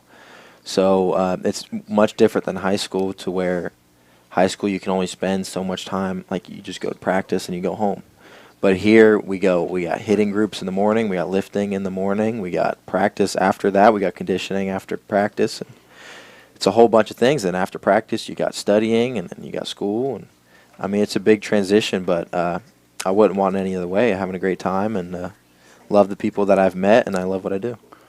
What advice would you have for high school kids who are thinking of following those same kind of footsteps and going on to college and competing in athletics in college? If you don't love it, don't do it, because you will not last very long. If you love it, even if you're not sure, you might as well go try it. But if you don't love it, I give it a try. You might not even end up doing it, but always try your best. You know yourself, know what you want to do. If you know what you want to do, then plan ahead, establish some goals, and work towards those goals, and you'll be just fine. So what are the things you think that you've improved in the most? Communication, leadership, and teamwork. I mean, that's in high school, I'll be honest, doing an interview was way out of the picture for me, at least. And then the leadership responsibility, it's been different because we've been senior heavy for, I don't know, however long. And now you're the senior. And now I'm the senior. But and it's weird because the COVID stuff, this is the first time I've actually been a leader. Because last year we had fifth years and we had actual seniors. And this year I'm an actual senior and we only have one fifth year. And it's weird. It is really weird establishing that leadership role. And then the teamwork. I mean, you spend so much time with your teammates that you eventually just like hanging out with the guys, and that helps on the field, off the field, and even in school with group projects and stuff like that. It makes everything easier.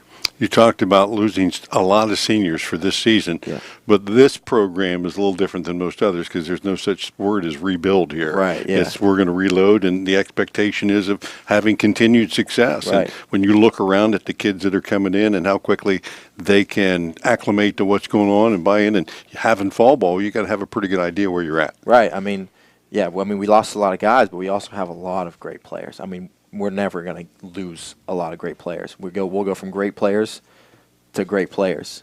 So we'll be good. We'll win, and then our end goal is always win a national championship.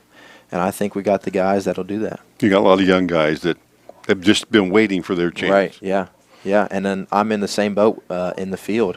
I've been biting at the bit to finally get in the field, show what I can do in the outfield, show what I can do at the plate, and then also continue what I've done pitching. And I know a bunch of other guys are doing the same thing, waiting for their opportunity, and once they get their opportunity, they're going to take it and run with it. Well, it's a matter of putting in the work, and you've done that. And after you've done that, it's 14-1 in All-American, right? It just happens. Yeah, I mean, it's the work that you do when nobody's watching. It's what we do at practice. It's what we do outside of practice. It's what we do in individual meetings and all of that. So, Coach Brewer's listening, because that all sounds like good coach stuff. I doubt he's listening. I didn't tell him about this. I don't want to listen to me talk. But I hope he's talking. Maybe it'll help me a little bit in the field. I don't know. You've done well. Hey, we wish you a lot of luck this year. And your senior season, is there a chance that there's a fifth year out there? Depends on what Jake wants to do. I don't know. Maybe if I think the only way in my head that I'll come back for a fifth year is if Jake comes and plays, because he's the only one that I haven't played with yet. And I think it'd be super cool to play with him, because I coached him this summer, but it's not the same as playing with him. But I think that might be the only way that I'd probably come back and play. But it's on the table. I mean, I don't know. We'll see. If it's something you love to do and you get a chance to do it one more time. Yeah, I mean, might as well, right? I'm not going to play. That's the thing with football that I was. That's why it's so hard, is because you can't just go out and play football whenever you want. You can go out and play baseball with your buddies, take some swings or whatever. So yeah, I mean, if I got another opportunity to play the game competitively and on a good team and compete for a national championship, I mean, it's hard to say no. Hey, you can always go get a job and start working, right? I don't know. Play baseball as long as you can. Yeah, I'll say I'm going to play as long as I can, and until I'm old and can't move. Well, it's not too far along. Not too far away. I appreciate you coming up and hanging out with us, and good conversation with you, and good luck this year. Appreciate it. Thank you. We'll bring the old guy back in. Yeah, I don't think you want to. I think it's probably better. You can stay here. I'm a better face for the radio anyway. You definitely have a much better face, and the voice is pretty good, too. He's always stepping on me while we're talking. I hear him. I was sitting up there for the last second quarter, and all I heard was him chiming in, interrupting you. Hey, we are at halftime here, Marietta and Cambridge, 26-14. Cats on top. We'll take a break, come back, second half of action right after these messages. At Wayne Garage Door, we are so much more than just garage doors. Our product offerings include entrance doors for both commercial applications as well as your home. Vinyl replacement windows and storm doors can also be found in our showroom. A Beam central vacuum system can help you clean up around your home or office. And let's not forget about our service department that is ready to repair your broken down door or opener. You can see why our company is so much more than just garage doors. Call Wayne Garage Door today at 740-439-7555. Are you looking for a way to make a positive difference in a child's life? Hi, my name is Alicia Mallett, and I'm the Foster Care Program Coordinator for Guernsey County Children's Services. There are children right here in your community who need a temporary or permanent home through foster care or adoption. Are you ready to be that home for them? For more information on how to become a foster or adoptive parent, please call 740-439-5555. The children in our community are counting on you. Now located at 16050 McConnellsville Road in Caldwell, Ohio. Patrons Buckeye Mutual Insurance Company is a mutual insurance company established in 1896 for the purpose of providing insurance coverage to rural Ohio. They offer a product to meet your insurance need, whether it is for a farm, rental dwelling, home in town, secondary or seasonal dwelling, churches, or mobile home. They partner with Grinnell Mutual Insurance Company to offer liability coverage to package with their patrons Buckeye Mutual policy. Call today at 638-3604 and follow them on Facebook at Patrons Buckeye. This year, the Southeastern Med Cancer Services team is celebrating 30 years of being accredited by the National Commission on Cancer. Earning this accreditation and maintaining it for 3 decades is a testament to their team's quality outcomes, dedication, commitment, and care for their patients and community. Learn more by visiting seormc.org today. Welcome back to Muskingum College and Don Drum Stadium. Halftime, our score 26-14. Halftime, as always, brought to you by Galaxy Pizza. 26-14, Cats scored the first 3 times they had the ball tonight. Trey Stottsbury from 9 yards out, from 2 yards out, and Davion Barr, another touchdown pass from Caden Moore, getting him one step closer. Then the Tigers jumped in there. Bryce Dotson, back-to-back scores at 9:28 and 2:57 of the second period. As the Bobcats put the ball on the ground, the Tigers took advantage of that to make it 20-14, and then the Cats with the final answer of that first half. Trey Stottsbury, this time a 42-yard pass from Moore and ran it on in. Extra point try for 2 was no good. 26-14, and the Tigers will have the ball first to start the second half, and they haven't gone quietly into the night like you might think of a 2-6 team. You get down 20 points, a lot of teams would be heading for the exits. Well, the turnover certainly helped to get them excited. I mean, so that was their first score, but they're running the ball, and it's not just one guy. I mean, with that offense, again, you got several different guys moving around, and it's kind of tough for the defense to be able to adjust, but typically it takes a quarter or two for them to be able to figure out the keys and those kind of things to be able to shut it down. But in the first half, Marietta, 174 yards on the ground. That's a lot of yards for the game, and they got it in the first half. 32 rushes, 2 touchdowns. So leading the way is Dotson with 18 carries for 127 yards and 2 scores. So he's been their workhorse.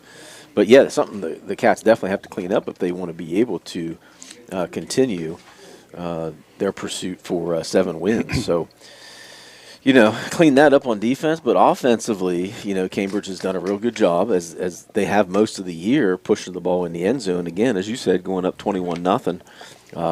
They have run the ball a little bit tonight, 55 yards on the ground on 13 carries, and Trey Stottsbury, 10 carries for 52 of those yards, and he's got two scores as well. Caden Moore through the air, pretty efficient, 12 of 14 for 210 and 2 scores. Again, that for most people that would be a really nice game, and that's a half.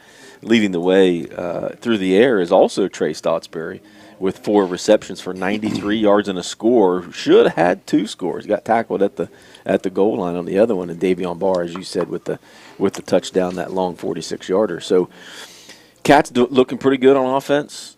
Clean a couple things up on defense, and they should be able to sneak out of here with win number 7. Well, one of the things Cats have struggled with all year is stopping the run, and that has continued to be the case tonight. But Cats with a couple of a touchdown advantage. Keep that cushion. They will start on the defensive end. They've come up with a couple of stops tonight, so they will start on that side of the ball here with this Valentine Insurance kickoff. As Lucas Parsons will approach, he's been kicking it across the field. He will again here, and this one bounces around the 15, picked up by the deep back out to the 20, and up the right side and out of bounds there. Skylar Adams gives the Tigers pretty decent field position. Let's see where they mark him. Right around the 33, trailing the Cat 26-14. You expect them to do much different than they did in the first half? I mean, Dotson pretty much ran at will at times. Yeah, why in the world would you change if something's working to perfection? I mean, they're going to continue to do that until Cambridge can prove that they can stop them. So Warden again handing off, this time to Smith, as the Bobcats have made a couple of adjustments throughout the night, is trying to adjust to the motion from the wingback. Smith on one side, Britton on the other, but it's been Smith who's done a lot of the damage, and this time only picking up about a yard. Yeah, Smith, 11 carries for the game, 40 yards exactly, had 38 yards there in that first half. It's been Britton straight ahead. That straight ahead run between the tackles has been tough for the Cats to stop on all night.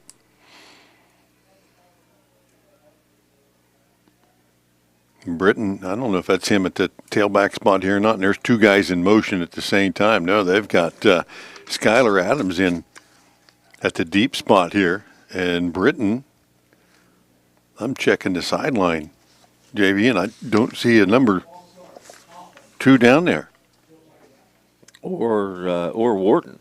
or number 4. So Yeah. we knew Warden got hurt there towards the end of the first half. But you're right. I don't see Dotson anywhere. So no Dotson, no Warden. Britton has moved into the quarterback position. And they'll hand it off. This one to Adams. And second and long, picks up a couple. That'll bring up third down and about 14. Yeah, already depleted with injuries. The Tigers find a couple of their key players gone. Yeah, I mean, you're your two most important players. Dotson with 127 yards at the half, and your quarterback.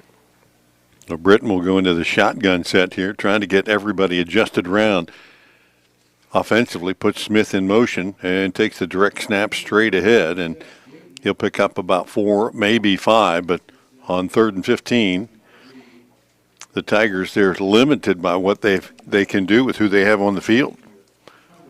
So they're going to be faced with a punt situation. And Braxton Lang, he's only had to punt tonight one time.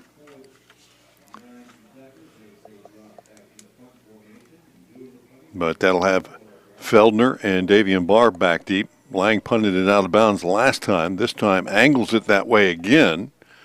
And it hits it in the 40 and takes a Tiger bounce all the way down to near the 30-yard line and inside the 30. So Cambridge will have its work cut out for them, leading 26-14. Got a good roll on that one. Yeah. So from the 29, Cats got 71 yards ahead of them here. Moving the ball didn't seem to be the issue for the Cats in the first half. They did get up and down the field. 4 scores and a turnover. And they'll come right out here, line up. Stotsberry in the backfield. 2 receivers right, slot to the left side. And the handoff straight ahead, Stotsberry slipped down there in the backfield. Yeah, tried to make a cut. His legs just went out from under him. A loss of a yard. I do see Warden on the sideline with his arm in a sling. That's not good. No, so it does not appear he will be coming back. Second down and long. Moore takes the direct snap, rolls to his right, still on his feet as he gets out across the 35, giving him the 38. And we'll give the Cats a makeable third down conversion here. So come by 3rd and a long one. Cambridge will stay 5 wide. Moore, the lone back in the backfield, 3 wides to his right. And they'll check the sideline again. With a 3-man front, just look for Caden Moore to go ahead and keep this on the draw. Moore steps up, pats one of his linemen on the rear, and flips it out in the left flat. And Cats have done a pretty good job with that as Stotsberry hauls it in and moves the sticks again. Another WB Green Insurance first down, first of the second half here for Cambridge. And they're on the move again, leading 26-14. 8 minutes left here in the third period. Bobcats trying to readjust the formation. Ogle will slide to the right side and draw single coverage.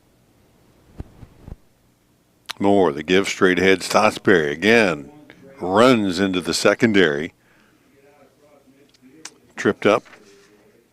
Swisher again on the stop, but not until Stotsberry picks up another 9. He's had a pretty good night, both receiving and running.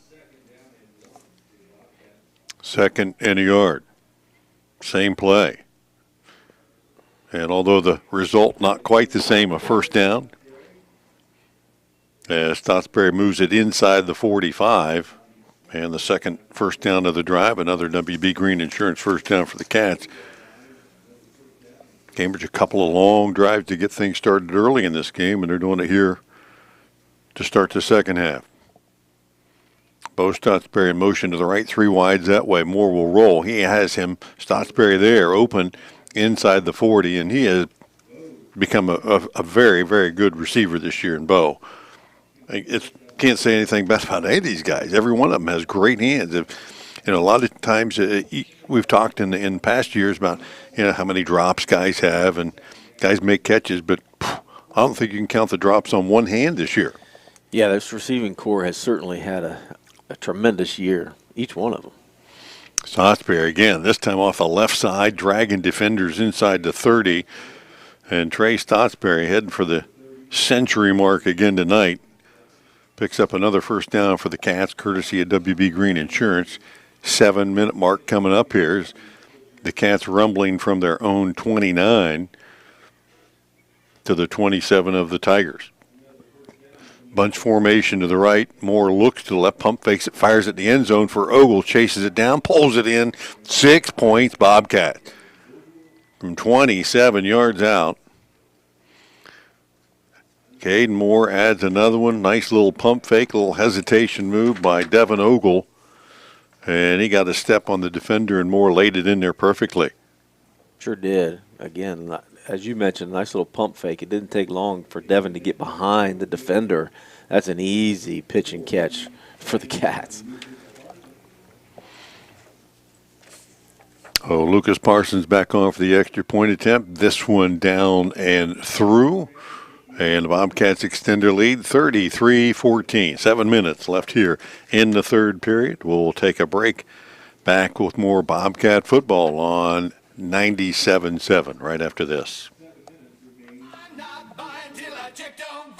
Most of us are faced with uncertainty every day. Your job, your finances, sporting events, schooling for your children, and so much more. With so much uncertainty surrounding you, there's one auto dealership that you can be certain about, and that's Doan Ford. You can be certain that you'll always get a great deal and the best service afterwards. In business for nearly 60 years has given Doan Ford the reputation of being a strong, reliable dealership. Be certain. Choose Doan Ford. Online at doanford.com. Back at Don Drum Stadium, Marietta College. As the Bobcats extend their lead, our scoreboard update brought to you by Cambridge Papa John's, 33-14. Cats on top of the Tigers. Cambridge defense goes 3 and out. Offense takes over. 8 plays and 71 yards later. Big strike as Parsons connects on the Valentine Insurance kickoff. Kicks it to the 10 and still loose down there. Finally picked up by Riley, and he'll bring it out across the 20 and finally bumped out of bounds near the 23 or 4. Oh, and Riley was hoping that ball was going to bounce out of bounds, but it died. That looked like a Trent Valentine wedge shot, maybe. Maybe not today. Not today, it wasn't. He was telling me how he carried you guys today from one tee box to the other. He carried my clubs a couple times. That was about it. As he said, none of us played real well today, but we finished even par. So yeah, it was a fun day. It was a nice day. You know what golf's all about, fun, right? That's right. At our age, yes. We didn't get any invitation to play in the LIV tournament, so no, and I don't expect one in the future. Tigers down 33-14. We'll start this drive at their own 24-yard line. Smith at wingback on the left side. We'll take the handoff, coming right side, trying to get to the edge. Made one guy miss, not the second. Xander Caldwell chasing him down.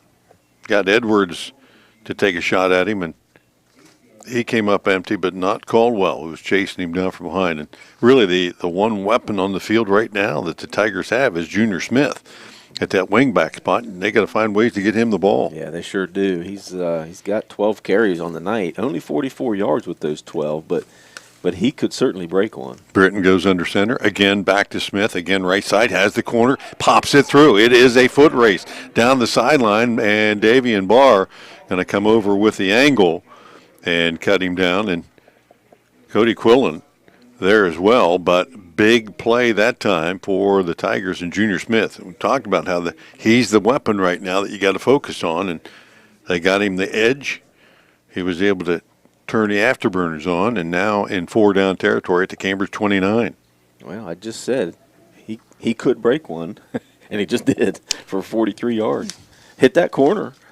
And luckily, Davion was back there at that safety position, or that would have been a score. Tigers have done a good job of blocking that play and providing that running lane. And Smith will line up at the right wing back. Again, deep motion. Again, same play, left side.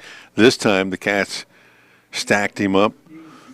And Chris Burgess sliding in from his inside linebacker spot, able to get to him before he could kick it in.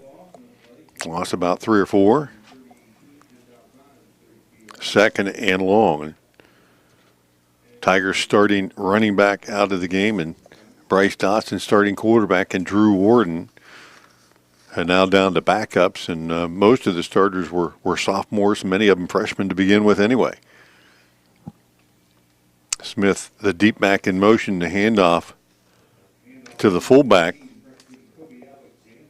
and that's Alexander Kobe. Flip him. Or Kobe Alexander, I should say. Yeah, Kobe Alexander. Guy with 2 first names. And he got hit pretty good. Freshman Kobe Alexander. Yeah. So he lost a yard there. 3rd and long. And the reverse back inside. Skylar Adams puts a couple of moves on, heads down the sideline, has the first down, and inside the Cambridge 20. So the Cats so focused on where's number 13, Junior Smith, come back the other way with Skylar Adams, and he pops one through, extends the drive, another first down, and 1st and goal now. Or check that, outside the 10-yard line, at the 12-yard line, 1st and 10 for the Tigers. Cats still struggling with the misdirection with those 2 wing backs. Hand off, straight ahead. And Alexander tripped up that time for short yardage, got it to the 10. And if your guys up front are getting the job done, doesn't matter who the guys are behind them. Nope. The Tigers tonight have been able to make some holes, and Junior Smith, Bryce Dotson earlier. And now they're finding Skylar Adams is getting it done. Again, Smith in motion. They'll give it to him. Heading right side, trying to get to the edge. Bobcats string him out this time, and nice defensive play that time. Bo Stotsberry strung that play out and allowed the inside pursuit to get there. Vander Caldwell among those. And now 3rd and long. Certainly 4-down territory for the Tigers. Trailing 33-14. 3 minutes, 20 seconds left here in the 3rd period. Tigers need to get to the 3 to pick up the first down. And the big play they run in this situation is that little scissors reverse. Mm-hmm. This time they're going to spread the field a little bit. Adams spread wide to the left, and the Tigers will take a timeout to rethink this big play. Down 33-14 to the Cats. We'll take the break and be back in 30 seconds. This is Russ Abels. This time of the year, there are 2 big reasons homeowners call us here at Abels. The first is for annual maintenance. Our technicians know how to keep heating systems running perfectly. Our detailed tune-up and safety check will help you avoid a breakdown and improve your system's energy efficiency. The other reason is it is time to replace your heating. And if that's you, right now we can help you save with a new high-efficiency system. So wherever you're at, we're ready to help. For heating and air conditioning, call Abels. Back at Marietta College, Don Drum Stadium, as the Cats find themselves in front 33-14 over the Tigers, but Marietta on the move again. Their second possession of this 3rd period. 7 plays there at the Cambridge 13-yard line, where it's 3rd down. Coming out of a timeout, Britton will move back into the shotgun, put Smith in motion to the right, and follow running back straight through. Britton with a spin move down inside the 5, and he might have gotten it. Again, that's just that power run that they were running to Dotson earlier, but Seth Britton forced into the role of quarterback here. Still basically a running back. And it will be 4th and a yard. I thought he might have had it, but they say he went down just shy of the line to gain. So now the Tigers to extend the lead and hopefully put more points on the board. Got to get past this 4th and 1. Cats have been pretty tough in the red zone here tonight. Smith at wing back on the left side. He'll have a word with Britton. 9 on the play clock. Britton will go under center. Smith in motion deep. They'll hand it off to him, and he'll slide to the right side. First down, touchdown. As Smith powers his way in. Running hard there, and the Tigers fired up. Junior Smith adds the score with 2:06 left here in the third, and the Tigers will not go quietly into the night. 16 rushes, 74 yards for Junior Smith, and that score, he has certainly made up the slack for Dotson being on the sideline. 9 plays, 76 yards. The extra point attempt. And the play blown dead. What do we got as the call here?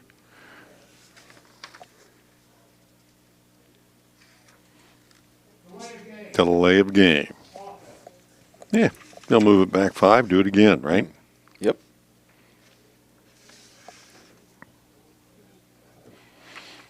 Braxton Lang, plenty of leg earlier tonight, so 5 yards shouldn't be an issue for him.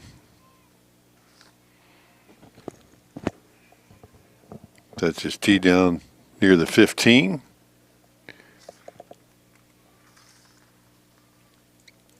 Gets a good snap, holds down, kick is up. No problem. And it is good. So the Tigers pound it down the field on the Cats. 2:06 left here in the third. 33-21. Cambridge on top of Marietta. We'll take the break. 30 seconds, and we'll be back after this. Looking for new tires for your ride? 209 Tire in Cambridge should be your first stop. 209 is committed to high-quality customer service and offering competitive prices on top-of-the-line inventory, including Bridgestone, Cooper, Mastercraft, and so much more. Stop in 61074 Southgate Road in Cambridge and see Chuck and Brandy. They're open Monday through Saturday from 8 a.m. to 5 p.m. or visit their Facebook page at 209 Tire. Back at Marietta College. Side of tonight's game here, Don Drum Stadium. Cats and the Tigers battling once again. Cambridge trying to even this series up. 41-42-3 coming in. Cats were a game down in the all-time series, but lead it tonight 33-21. Our Papa John's scoreboard. And now another Valentine Insurance kickoff. Braxton Lang trying to keep it away from Cambridge's deep guys. He kicks it right to Davion Barrow. Goes over his shoulder, makes the catch at the 15. Shrugs off one tackler, still on his feet near the 20, looking for a seam. And if he gets a block, he might be gone. He doesn't get it, though. Just drags guys out near the 25-yard line. And Davion, that time, nobody got a really clean shot at him, but there was a lot of white jerseys standing there ready to block, but they didn't get a pat on the guy the first time, huh? Yeah, that was a little scary with Davion dancing around like that much, but you're right. He almost broke it. He had one more guy to beat to be able to get to that corner. The Cats score once, give up a score, and now have their second possession of this half, leading 33-21. Well, the only good thing about giving up that score is it took a lot of time off that clock. Sure did. 1:51 left in the period. 4 down defenders. A handoff to Stotsbury. Dips in, back to the corner, and then knocked down on the edge. Good defensive play that time by Riley Owen. Stotsbury took it to the edge. He gets positive yards, stayed in bounds, and got about 6. 77 yards on the ground tonight so far for Trey. And tough ones. Cats go 3 wide to the right. Ogle split to the left. Pistol set in the backfield. Handoff. Straight ahead, Stotsbury. Big hole off the right side, and he gets to the second level once again before Junior Smith pulls him down. But That'll be another Cambridge first down, courtesy of WB Green Insurance.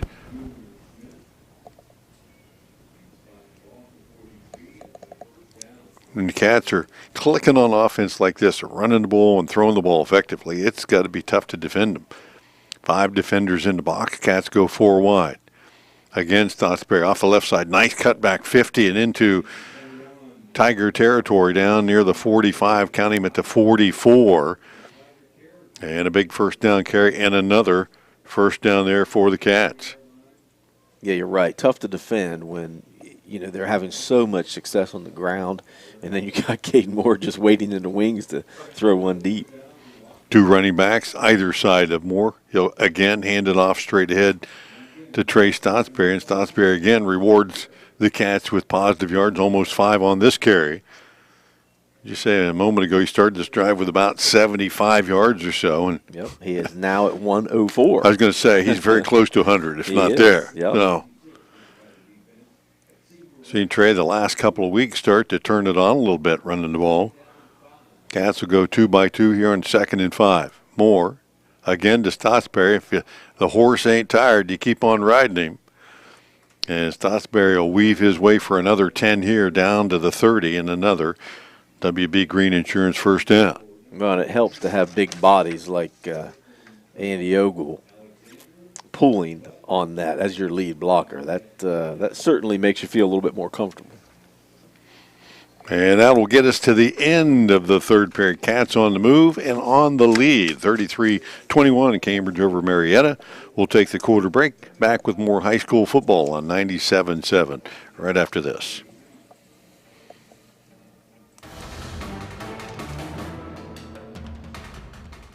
Tonight's scoreboard brought to you by the City Tire Pros. In the third quarter now, Barnesville, Shenandoah all tied up at 14. Cambridge leading Marietta in the third quarter, 33-14. Fort Fry over Logan, third quarter, 25-7. Maysville leading Riverview in the third quarter, 14-0. Philo beating John Glenn, third quarter, 12-7. And New Lexington beating Crooksville, 33-0 in the third quarter. And that's your City Tire Pros scoreboard.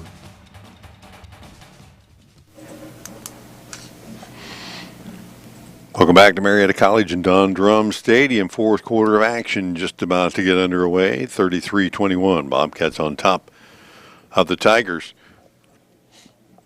Cats with the ball, 1st and 10 at the Marietta 30. Cats started this drive at their own 27, pitching out to Stotsberry, trying to put a move on there. Britton would not let him get the corner. And so no gain, one of the few times that Stotsberry hasn't gained much. They'll give him a yard that time, but he was looking for a lot more. Cambridge had good success going straight ahead. Yeah, in that particular play, they tried to get Trey outside, and he had one-on-one, but the defender stepped up and made a nice open field tackle to slow Trey down. 2nd and long. Cats with 2-by-2 look. Again, the toss sweep right side again. Stotsberry looking for the edge. Had to make a move, but couldn't get much. And then the defense caught up with him. Blake Bills tossing him to the ground. And no gain, maybe a loss of a yard on that play. Brings up 3rd down. Well, same play to the opposite side. Same result. Cats didn't get any blocking on the edge either of those times. Bo Stotsberry motion to the left. Wide open there. The Cats will hit him short. He'll tuck it and run. Has the first down and a couple of extra up the sideline as Moore finds Bo Stotsberry. And the Cats will move the sticks again. Been a play that they've done a number of times tonight with great success. Bo Stotsberry basically just another running back in the long handoff. And another WB Green Insurance first down. 4th of this drive for the Cats. 18 on the night for Cambridge. As they go 5 wide, Moore takes a snap, finds Trey Stotsberry on the edge, gets it to him, and he'll make one defender miss, get inside the 15 before Kobe Alexander hauls him in. Cats have had some big drives. I got a 9-play, an 8-play, another 8-play. This one, a 9-play drive. And a couple of quick strikes, too. 10-17, clock running, 2nd and 4. Moore fakes to the right, rolls to his left, looks in the end zone, fires back across the middle late. That one could have been disastrous, but finds Ogle there, incomplete. Or check that, I think Feldner, the intended receiver. Yeah, they were both in the same general vicinity, and that I couldn't tell which one it was, but yeah, one of them pulled back. Yeah. Had two receivers, and that's not usually how you got it designed. So Cats will flip the receivers to the right. Ogle 1-on-1 to the left, 3rd down and 4. Handoff straight ahead to Stotsberry, and he'll find plenty of room inside the 10, dive down near the 5, and that will move the sticks again for the Bobcats. Another WB Green Insurance first down with 10 minutes left here in the fourth quarter, 33-21. Cats with the lead and looking for more on this 1st and goal drive from the 5. They've had success with that off-tackle play with pulling the backside guard and or tackle. Cats spread the field, 5 wide, run option right side, pitch it out. Stotsberry dragging the defender inside the 5, got down to the 2, maybe the 1. Britton got first contact with him and wasn't able to stop him, but kept him out of the end zone. He'll get down to the 2, where it'll be 2nd and goal for the Cats, keeping that clock running. Cambridge right back to the line of scrimmage, and the handoff straight ahead. Stotsberry will walk into the end zone off the right side. Bobcat lineman getting the job done up front, and the Cats have added their 2nd touchdown here in the second half. Bobcats in 7 drives tonight have scored 6 of those times. Yeah, and the other was the fumble, which led to the Marietta score. Oh, 39-21 with 9:20 left. Parsons on for the extra point attempt. Moore with the snap, puts it down. Kick is up, and the streak goes on. 40-21 Cats. We'll be back right after this. Do you really think that an insurance company who promises quotes in a few minutes has your best interest in mind? Do they really know you and what coverages you need? Hi, this is John Valentine with Valentine Insurance. We take time to learn about you and your insurance needs so you can feel comfortable that you're receiving the right coverages at the best possible prices. Find us on Facebook, stop by our office, or give us a call at 994-1776. Valentine Insurance, a partner you can depend on. Back at Don Drum Stadium, fourth quarter of action. Cats add another score. Thank you, Trey Stotsberry and Cambridge Papa John's Pizza. Scoreboard update, 40-21. We have a trivia question for you. Uh-oh. We've got the most recent answer to that, but the trivia question is, when was the last time, besides tonight, that a Bobcat player rushed for 100 yards and received 100 yards and scored both ways? The winner gets a pizza dinner. Gets a pat on the back. Valentine Insurance kickoff. Parsons kicks it deep. That one into the hands of Riley. Or check that, not Riley, but Skinner Adams, and he fell down catching it. So it'll be marked at that spot. Yeah, Trey Stotsberry tonight did something we're not sure very many people have ever done. I don't remember the last time it happened. He's got 128 yards on 24 carries, 3 scores on the ground, 6 receptions, 104 yards, and another touchdown, and almost had another touchdown. So 4 touchdowns on the night, 100 yards receiving and rushing. Pretty special night. Pretty impressive. Yeah, it is. Handoff. Smith again from the wing-back spot. Bobcats waiting on him this time. Burgess in there for the Cats. He's been able to pretty successfully tonight sniff that play out a number of times. Yeah, called Chris's name quite a few times tonight. I think we might have an answer to our trivia question. Bob Solomon says the answer is Rick Lilienthal. And that's a pretty good candidate. But well, yeah, sure. For the most part, he was on the the throwing end of a lot of those passes, not on the receiving end. Plus, he was in the dead ball era when they didn't throw the ball more than 5 times a game, so probably didn't happen then either. I know Bob Stallman's never caught one of them, so I'll hear about that too. Yes, you will. Handoff straight ahead. Nothing going that time. Alexander, the ball carrier. Cambridge defense has tightened it up a little bit here as the game's moved on. Tigers had one good drive here this half, driving it from their 24 down the field, but here face 3rd and 15. Can almost predict what play this might be, right? Well, yeah. Been 2 plays that have been successful when they can pop that right. trap up the middle, or they run the little inside reverse. But this one out of the shotgun with Smith in motion and Britton straight ahead. That one worked for him last time, not this time. There are 5 or 6 white jerseys hauling him down. Connor Myers, one of those guys, and Bobcats are going to face a 3 and out here. Yeah, big defensive stop there for Cambridge. Look at the field position that they possibly have after this punt. Braxton Lang on in punt formation.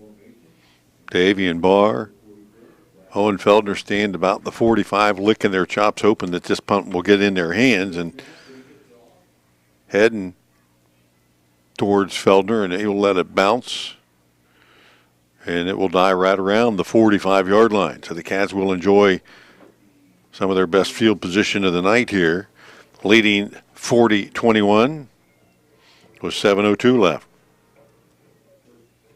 So only one guess? Nobody else gave you another guess? I don't even know if that was an educated guess. That was, I'm still awake on my deck listening, right, having a beverage, and I'm just going to throw it out there.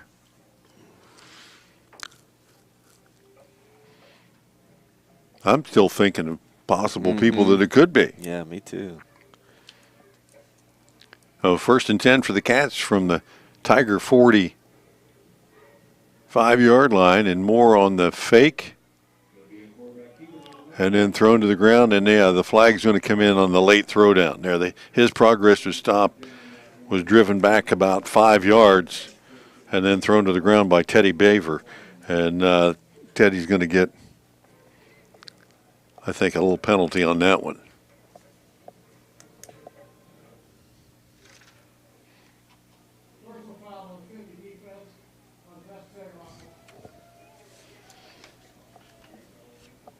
We can't hear the whistle here in the press box, but I got to believe they blew the whistle well before that. Well before. Yeah. His forward progress had been stopped for a couple of seconds. The Cats will pick up a WB Green first down with the penalty. Handoff again, straight ahead this time. Stottsbury, not much going on there. Got to the 30. 40-21, 6:38. Running clock here, late 4th period. Cats on the move again.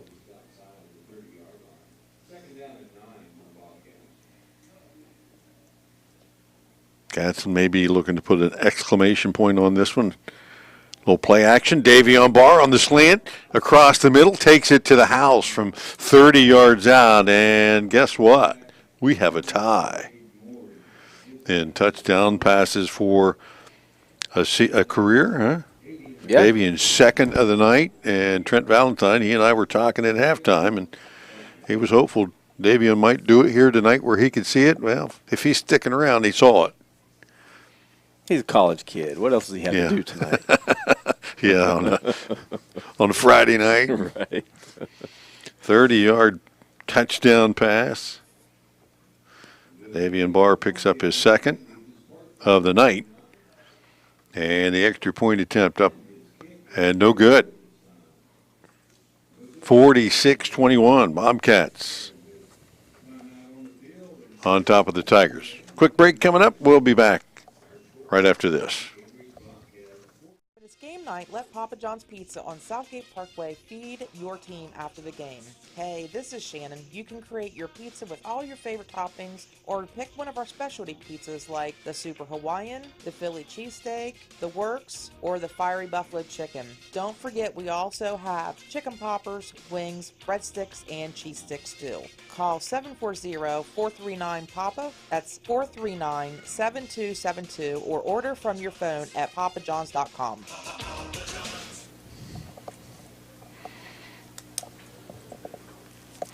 Back in Marietta, fourth quarter continues here. 6:18 remaining. Scoreboard update brought to you by Papa John's, 46-21.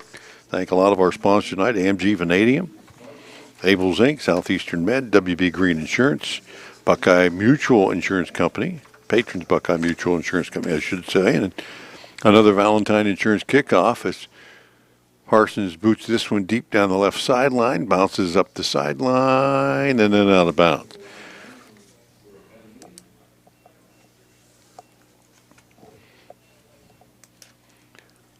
Somebody threw me a trivia question. I'll read this one to you, see if you know the answer. In 1969, Cambridge played St. Clairsville and Zanesville and Wintersville, all state ranked in a row and undefeated. We were beaten and outscored 163-6. Who scored the 6? 69?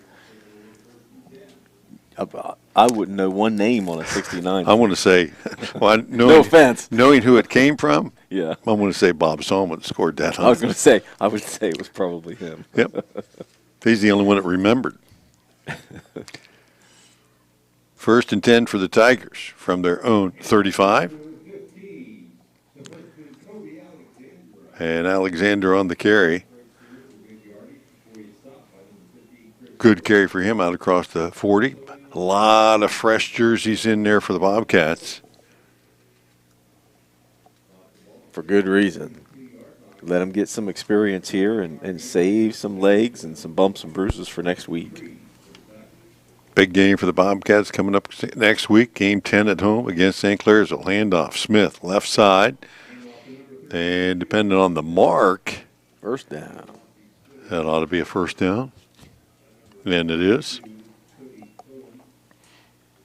73 rushing yards for Junior Smith. He actually had 74 twice, and he had 77 once.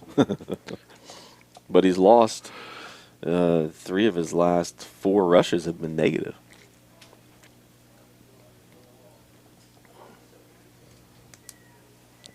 First and 10. Tigers from their own 44-yard line. Smith in motion, takes the fake handoff straight ahead. Alexander, and he picks his way for positive yards. Got him about 9. Fresh defense in for Cambridge, and they haven't adjusted to the misdirection. You know, the starters for the Cats, it took them a little while to kind of figure out where that ball was coming from, but these young guys have checked in, and see a lot of guys moving in the backfield, and before you know it, the guy's past you. Right, and it's fresh legs in the backfield, too. Kobe Alexander really has just been getting some work here late. Britton's done a pretty good job filling at the quarterback spot. Again, gives it off Smith, gets to the edge left side, shakes off one tackler, and did he put the ball on the ground? He did. And coming up with it, looks like Eli Edwards. So the Cats come up with the fumble. And the turnover gives the ball right back to the Cats, leading 46-21. And see if we see some fresh jerseys on that side of the ball. I believe we will. You would think. That really probably saved the score there. Yeah, because they were on the move. Yeah. So the Cats have yet to start moving some guys in there. 4:29 left in the game from their own 41.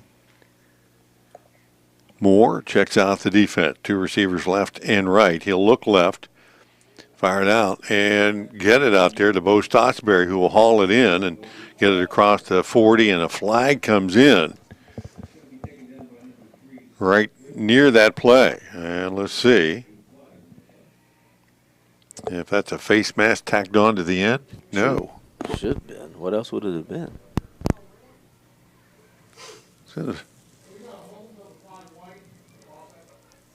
What? There wasn't even anybody out there. Something going on over there is going to move it back. He said holding on. Well, there was a guy out ahead. Okay. Ogle was out ahead of the play, and he must have been.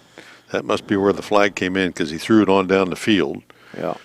And so the Cats on that first down play, instead of getting a big play in the first down, are going to be moved back. So from the spot of the foul, they actually gained 2 yards. Yeah. Huh. First and 8, actually.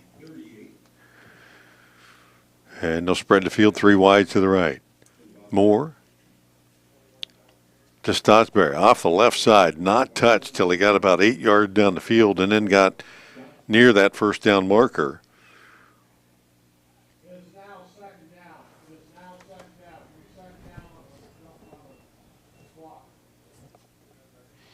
The Cats got close to that line to gain. Got about 8.5 on the play. Be second in the yard. And the snap, Cats is starting to sneak some extra guys in there on us. Garrett Carpenter in at quarterback that time took the direct snap, worked off the left, and he'll lose a yard there, bringing up 3rd and short.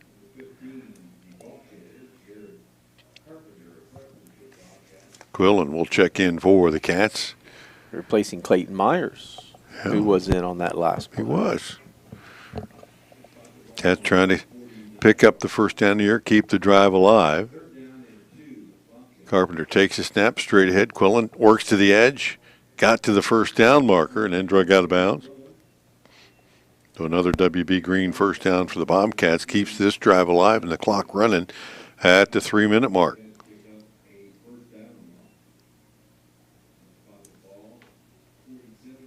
21st first down for the Cats tonight. That's working hard. Yeah. Carpenter again. Handoff to the Cats, and then a fumble picked up by the Tigers coming back the other way is Owen Riley, and he'll be chased down, but Cats got stuffed at the line of scrimmage right there that time. Clayton Myers had to carry, but somebody just, I think Myers just stripped it out of his hand and ran the other way. Yeah. Well, the first defender, first initial contact, jarred the ball loose, and the other defender was just standing there watching. The ball bounced right to him. Now the Tigers get the ball right back. 2:36 left in the game. They'll change the score maybe, but not the outcome.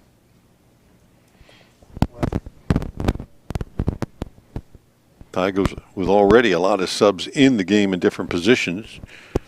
Britton goes under center. Hands it off straight ahead, Alexander.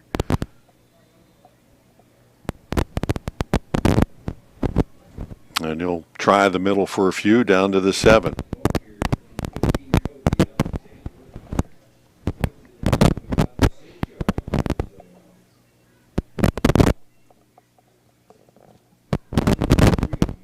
A lot of new faces in there on defense for Cambridge. Big Bill, Willie Unklesby with a tackle on that play. Smith in motion, takes the hand off left side, cuts it back, and he'll take it in. From 6 yards out, Tigers a couple of plays off of the fumble. And that'll be a 6-yard run. Junior Smith, his second touchdown run of the night.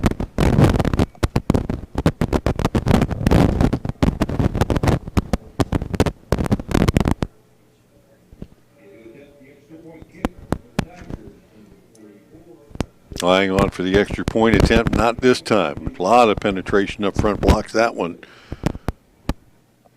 So our score 46-27, Bobcats with 1:57 to go. Quick break, and we'll be back right after this.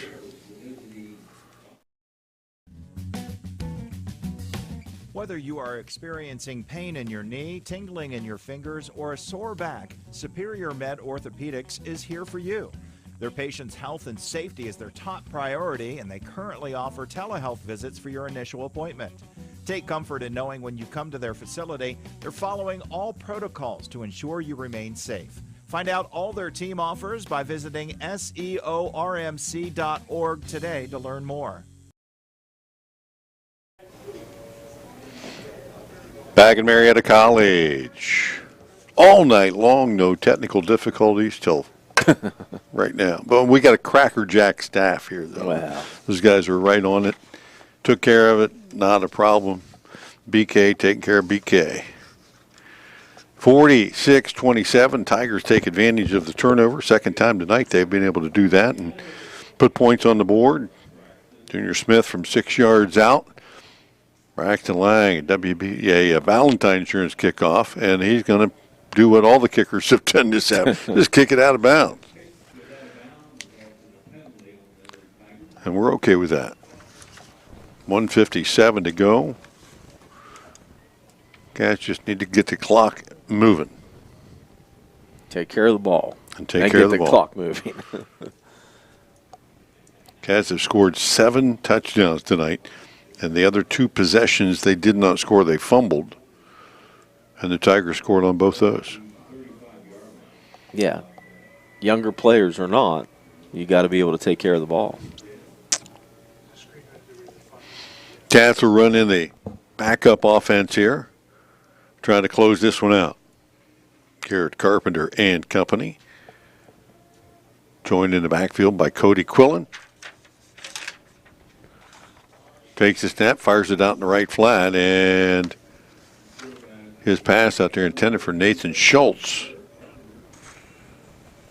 And I'm not sure Schultz was on the same play page as Garrett was. Ball's incomplete and stops the clock. Yeah, that one I don't quite understand. Unless they were trying to get the ball to Barr again to pad some stats a little bit. He's still in the game. He is still in the game, which makes you wonder why he's still in the game, right? Right. Garrett Carpenter down the field on the option play, gets it out in the left flat, and that one finds a receiver, Connor Myers. Hauls it in and gets it up the field near the 40-yard line where it'll be third down. Down to 1:38 left in the contest. Bobcats will move to 7-2 on the season. Tigers will drop to 2-7. They'll take on Warren next week. Cats back at home against St. Clairsville. 5 wide for Carpenter. Looks to his right, finds his man. Bo Stotsberry hauls it in, up the field, first down, and move the sticks one more time. Another WB Green Insurance first down. Carpenter looks pretty efficient here. Catching it, throwing a nice ball. He's a smart kid. He'll be able to pick up the offense. Just His a first year freshman. playing football. Yeah. So it's going to take him a little bit of time to learn it, but you can see he's athletic and he throws the ball well. Hands off, Quillen left side, works to the outside, then cuts back. He'll get a couple near the 50. And under a minute to play. Davey and Barr still in the ball game. And if they're just thin at that position and they need another receiver to stand around out there. But there's young guys everywhere else. Hear that, or he's sharing jerseys with someone, right?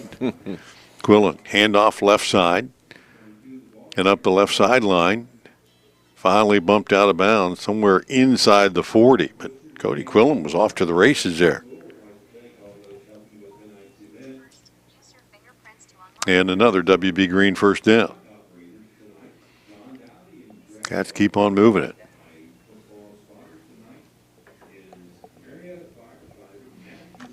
So with 21 to go, see if the Cats will keep on trying to push it down the field or just take a knee.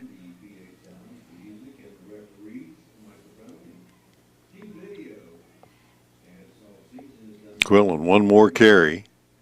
And he'll bend this one back inside. He's not going down easy, but that'll be the final play of the night. Quillen picks up about 6 on that play, and the Bobcats hang in there and get this one to the 000. 46-27, your final score. Cats finish on top. Post-game wrap-up, player of the game, our drive of the game, play of the game, and post-game commentary. We'll have some instant replays. Go back over some of those scoring plays as well. Final score again tonight, Cambridge 46 and Marietta 27. take our post-game break here. We'll be back, get you all caught up on some other scores, and talk about this one right after these messages. Whether you are experiencing pain in your knee, tingling in your fingers, or a sore back, Superior Med Orthopedics is here for you. Their patients' health and safety is their top priority, and they currently offer telehealth visits for your initial appointment.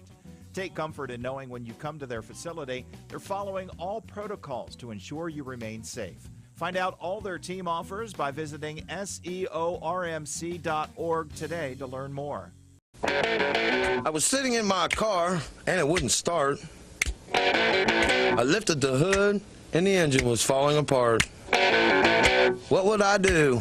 My eyes filled with tears. Then on the radio I heard of West 40 by Pay here, where for a little money down and a little each week, I could have a car, nice, shiny, and sleek.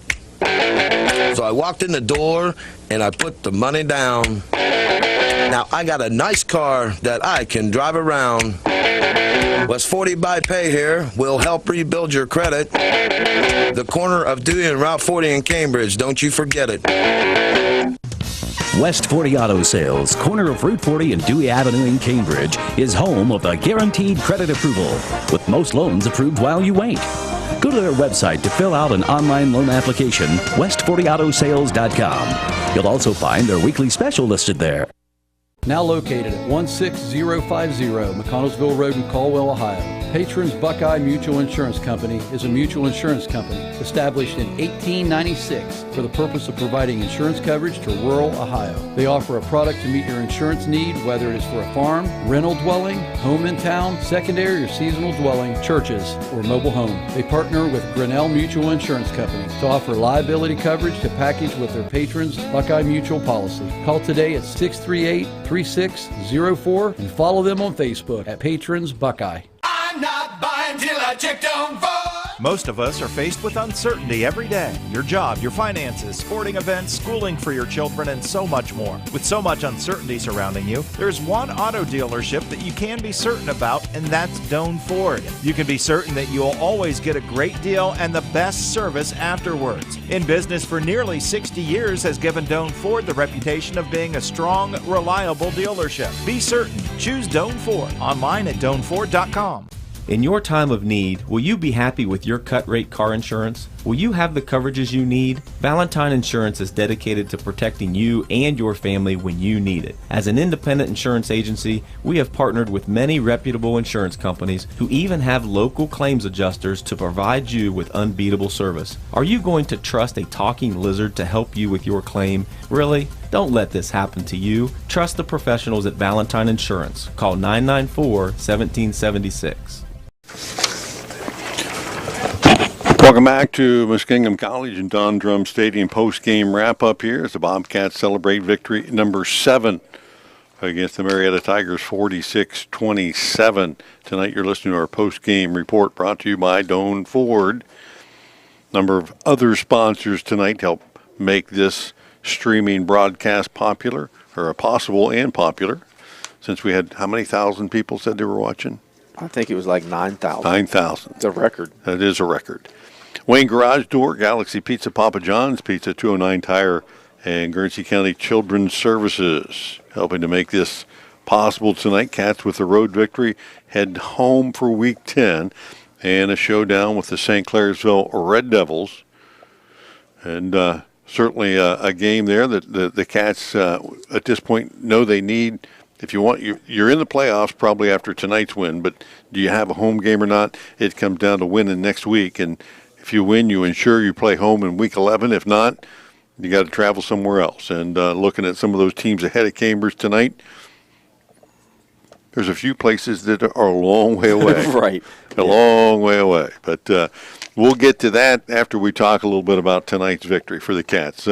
They took care of business in a lot of different ways, and certainly some things that we've talked about need cleaned up. Didn't have as many penalties tonight. That was good, but still a work in progress trying to stop teams from running the ball on them. And the Tigers tonight able to do that pretty easily until they get some injuries. Yeah, first half, 174 yards on the ground, 32 carries, but they finished the game 53 carries, 285 yards, and 4 scores. Now, again, Bryce Dotson never had a carry, didn't play the whole second half, so Junior Smith kind of filled in a little bit for him, but 285 yards on the ground, that's a lot of yards, but they did run the ball 53 times.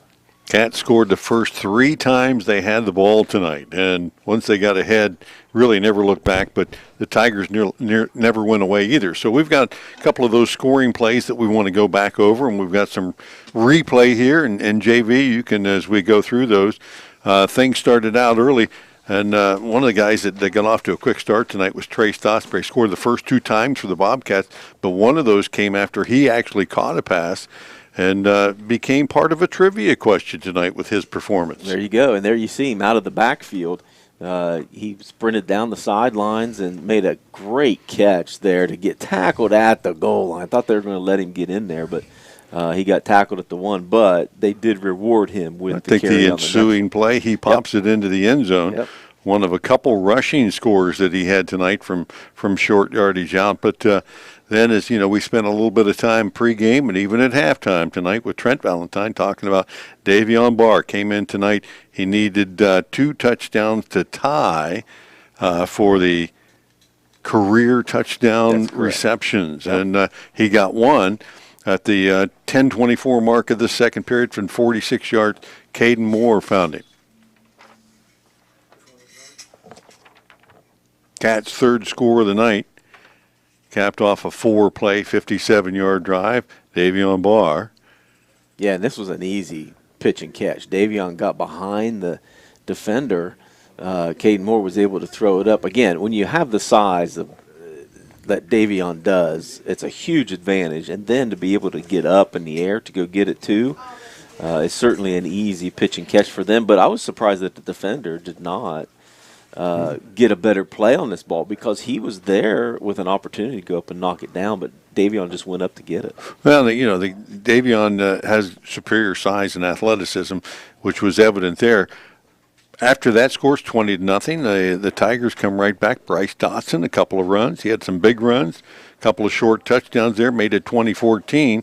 And just before halftime, Trey Stotsbury hauls one in from outside and show you some of Dotson's short runs, and that was something the Bobcats had trouble stopping all night long. Dotson between the tackle. Yeah, this one looks like the one to Stotsbury down the sideline. This is the one to get him in the end zone. Again, Caden Moore, credit Caden Moore for putting it exactly where he needed to. Look at the touch on that play, but look how wide open Trey is. Yeah. Now, again, you're hitting a guy out of the backfield, right? So you got different guys guarding him that maybe can't keep up with him, but that's just a heck of an effort by Trey all night long. Second half started out with the Bobcats scoring first, and Devin Ogle getting on the board at the 7-minute mark, 27-yard pass from Ogle. Yeah, this is just too easy, way too easy. Devin Ogle is just way too superior to these guys. I mean, they're playing off of him here, but it was a nice pump and go. He ran a nice little stop and go, and Caden put it right on the money again. Easy touchdown for Devin Ogle. Yeah, we talked a couple of times just about what great hands a lot of these guys have. It's not one, every one of them gets a chance. And so the Tigers get back on the board, and then it's more Stotsbury with 9:20 to go. He pumps one in from 2 yards out, but then the Cats find Bo Stotsbury down the sideline here, setting that up, and it was 6:18 to go. Davion Barr, the tie-breaker, or the tie, I should say, for the touchdown. Yeah, here's the Stotsbury 2-yard run. So, yeah, Davion, as you mentioned. Nice blocking up front by the Bobcat lineman there. Ties career touchdown receiving record with Trent Valentine at 16 each. And he lines up in the slot here on the right. And again, and this is where you get the best routes. You want to put your best guy in that slot. That's where Trent played when he played all the time. You got guys that can get open, because a lot of times you got a safety coming up to guard him, or even have a linebacker kicking out to go get him.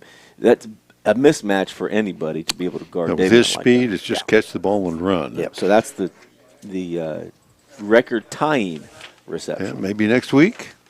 Well, record breaking. There you go. Again, he's got 2 more games to be able to get at least one. But Cats have their eyes on bigger prizes than just that. 46-27, your final score tonight. And in some of those sequences there, you get to see how the Bobcats capped off a couple of drives. Every week, Patrons Buckeye Mutual Insurance Company sponsors a drive of the game. And Cats tonight had, I got them with 2 10-play drives, a 12-play drive, all capped with touchdowns. And Trey Stottsbury kind of the guy doing the end of that. And then our play of the game, I don't know, take one of those long passes. You like any one of those? Those are all pretty plays. But I'd like the pump and go there to Devin Ogle. Yeah, he had the defender kind of frozen, and then the ball dropped out of the sky and right into his hands. Play of the game every week, sponsored by Guernsey County Children's Services, and the long pass play there, and kind of lost in tonight's run game and the shuffle we talked about. Trey Stottsbury in his big game, but Caden Moore adds more touchdowns to his record-breaking year. Yeah, I mean, not only adding to the record-breaking, but he was 19 for 22. And he threw one of those balls away on purpose, right? So 19 for 22 for 310 yards and 4 scores. Now, he had the one fumble. But 2 fumbles. Caden had 2? He had 1. He had 1. And I think Myers had the other. Yeah, you're right. I know. You're right. Ask my wife. First time tonight. That's true. But, yeah, Caden, just efficient. When you go 19 for 22, now, you can be that efficient because he really wasn't under pressure at all. Now, the ball that he fumbled, he had time to throw, but he was trying to make a little bit happen more than he should have. He was not under pressure at all night. So when you can let Caden Moore just sit back there and pick you apart, that's going to happen more than not. Garrett Carpenter, 2 for 3 for 13 yards. So overall, throwing through the air 21 of 25, 323 and 4 scores. Receiving those balls, Davion caught 3 balls for 84 and 2 tutties, and Bo Stottsbury 6 catches, 64 yards. Devin Ogle 4 for 58 and a score, and then Trey Stottsbury 6 receptions, 104. And then on the ground, Trey, of course, was the workhorse, which he typically is. 26 carries for Trey tonight, 137 yards and 3 scores. So when Trey Stottsbury can get in the end zone 4 times, you're having a pretty good night. Caden Moore, 5 rushes for 9 yards, and then Cody Quillen there at the end got him 6 rushes for 26 yards. So on the ground, the Cats 41 rushes for 177 yards, and the 3 scores there by Stottsbury. So I don't think it's going to be real difficult for anybody to figure out who the player of the game is going to be. When a guy can be the answer to a trivia question, unofficially, 137 yards on the ground, 104 through the air, and 4 scores total, Trey Stottsbury gets to eat some pizza tonight. Yes, he does. He is our Pizza Player of the Game, +1 Pizza Player of the Game. Visit +1 Pizza in Cambridge, Byesville, or Caldwell. Signature pizzas and Italian dinners. Visit them online at +1pizza.com. You might even see Trey Stottsbury and say, hey, you're only one of a couple of people in the history of Cambridge High School football to rush for 100 yards, receive 100 yards, and score touchdowns both ways. Well, I can tell you. We're going to have to go back and find out who those other people might be, though. That's the problem. I can tell you the Cambridge record books in regards to football are not the easiest to find. No, I've seen the record books. It's organized in a nice pamphlet, but it's really tough to find stuff. And a lot of those would be in the last, say, 20 years or much more complete than prior to that. The older folks, we just don't have a lot. Who you calling old? Older folks. That was S. That's plural. So I'm calling everybody old, apparently. Me included. 46-27, your final score tonight. Bobcats with win number 7 over the Marietta Tigers, setting up the showdown next week back at McFarland Stadium. Bobcats will host the St. Clairsville Red Devils, and a game that certainly will have a lot of deciding factors for who plays who and where in the playoffs. And we know the Cats probably, with tonight's win, are in officially. Absolutely. But, who they will play, whether it's at home and who they play, will be determined by a lot of things next week as far as who beats who moves up, who moves down. And, one of those games we talked about a moment ago, Gallia Academy, that's ahead of the Cats right now, was playing Ironton, and that game was 22-22 in the fourth period. That's kind of surprising, too. Gallia gets a win against Ironton, and they're definitely going to be getting a home game. That's kind of a surprise there. Yeah, 29-22 right now is the latest update. Ironton taking the late lead there. But that's to be determined then. Between now and then, we can all talk about the answers to trivia questions and all the guys that carried all the equipment up 4 flights of stairs tonight. Cooper, Brett, Jared, we appreciate all they did tonight, helping bring you tonight's broadcast and our streaming video, too. Great job there. And to all of our gang back at the station, appreciate what they do, too. But we'll be back next week. It'll be a little easier. A little easier. We'll use the elevator at McFarland Stadium. That's right. The new one they just put one that they'll have in there, guys. Yeah, they didn't appreciate that very much either. Hey, I want to thank everybody for joining us tonight. It was fun chatting with you and getting some of your response. And JV, always a pleasure. And to our special halftime guest, Trent, have a continued great senior season, and we'll see him in the spring probably. Yep. Hope so. Final score once again tonight, Cats on top 46-27 for the AVC Sports team. I'm Bill Kafury. Till next week. Talk to you then. Good night. Abels, Valentine, thank you for watching high school football. Today's game is brought to you by Doan Ford, Patrons Buckeye Mutual Insurance, WB Green, West 40 Auto Sales, Southeastern Med, Abels, Valentine Insurance, AMG Vanadium, Wayne Garage Door, Papa John's Pizza, 209 Tire, and Guernsey County Children's Services.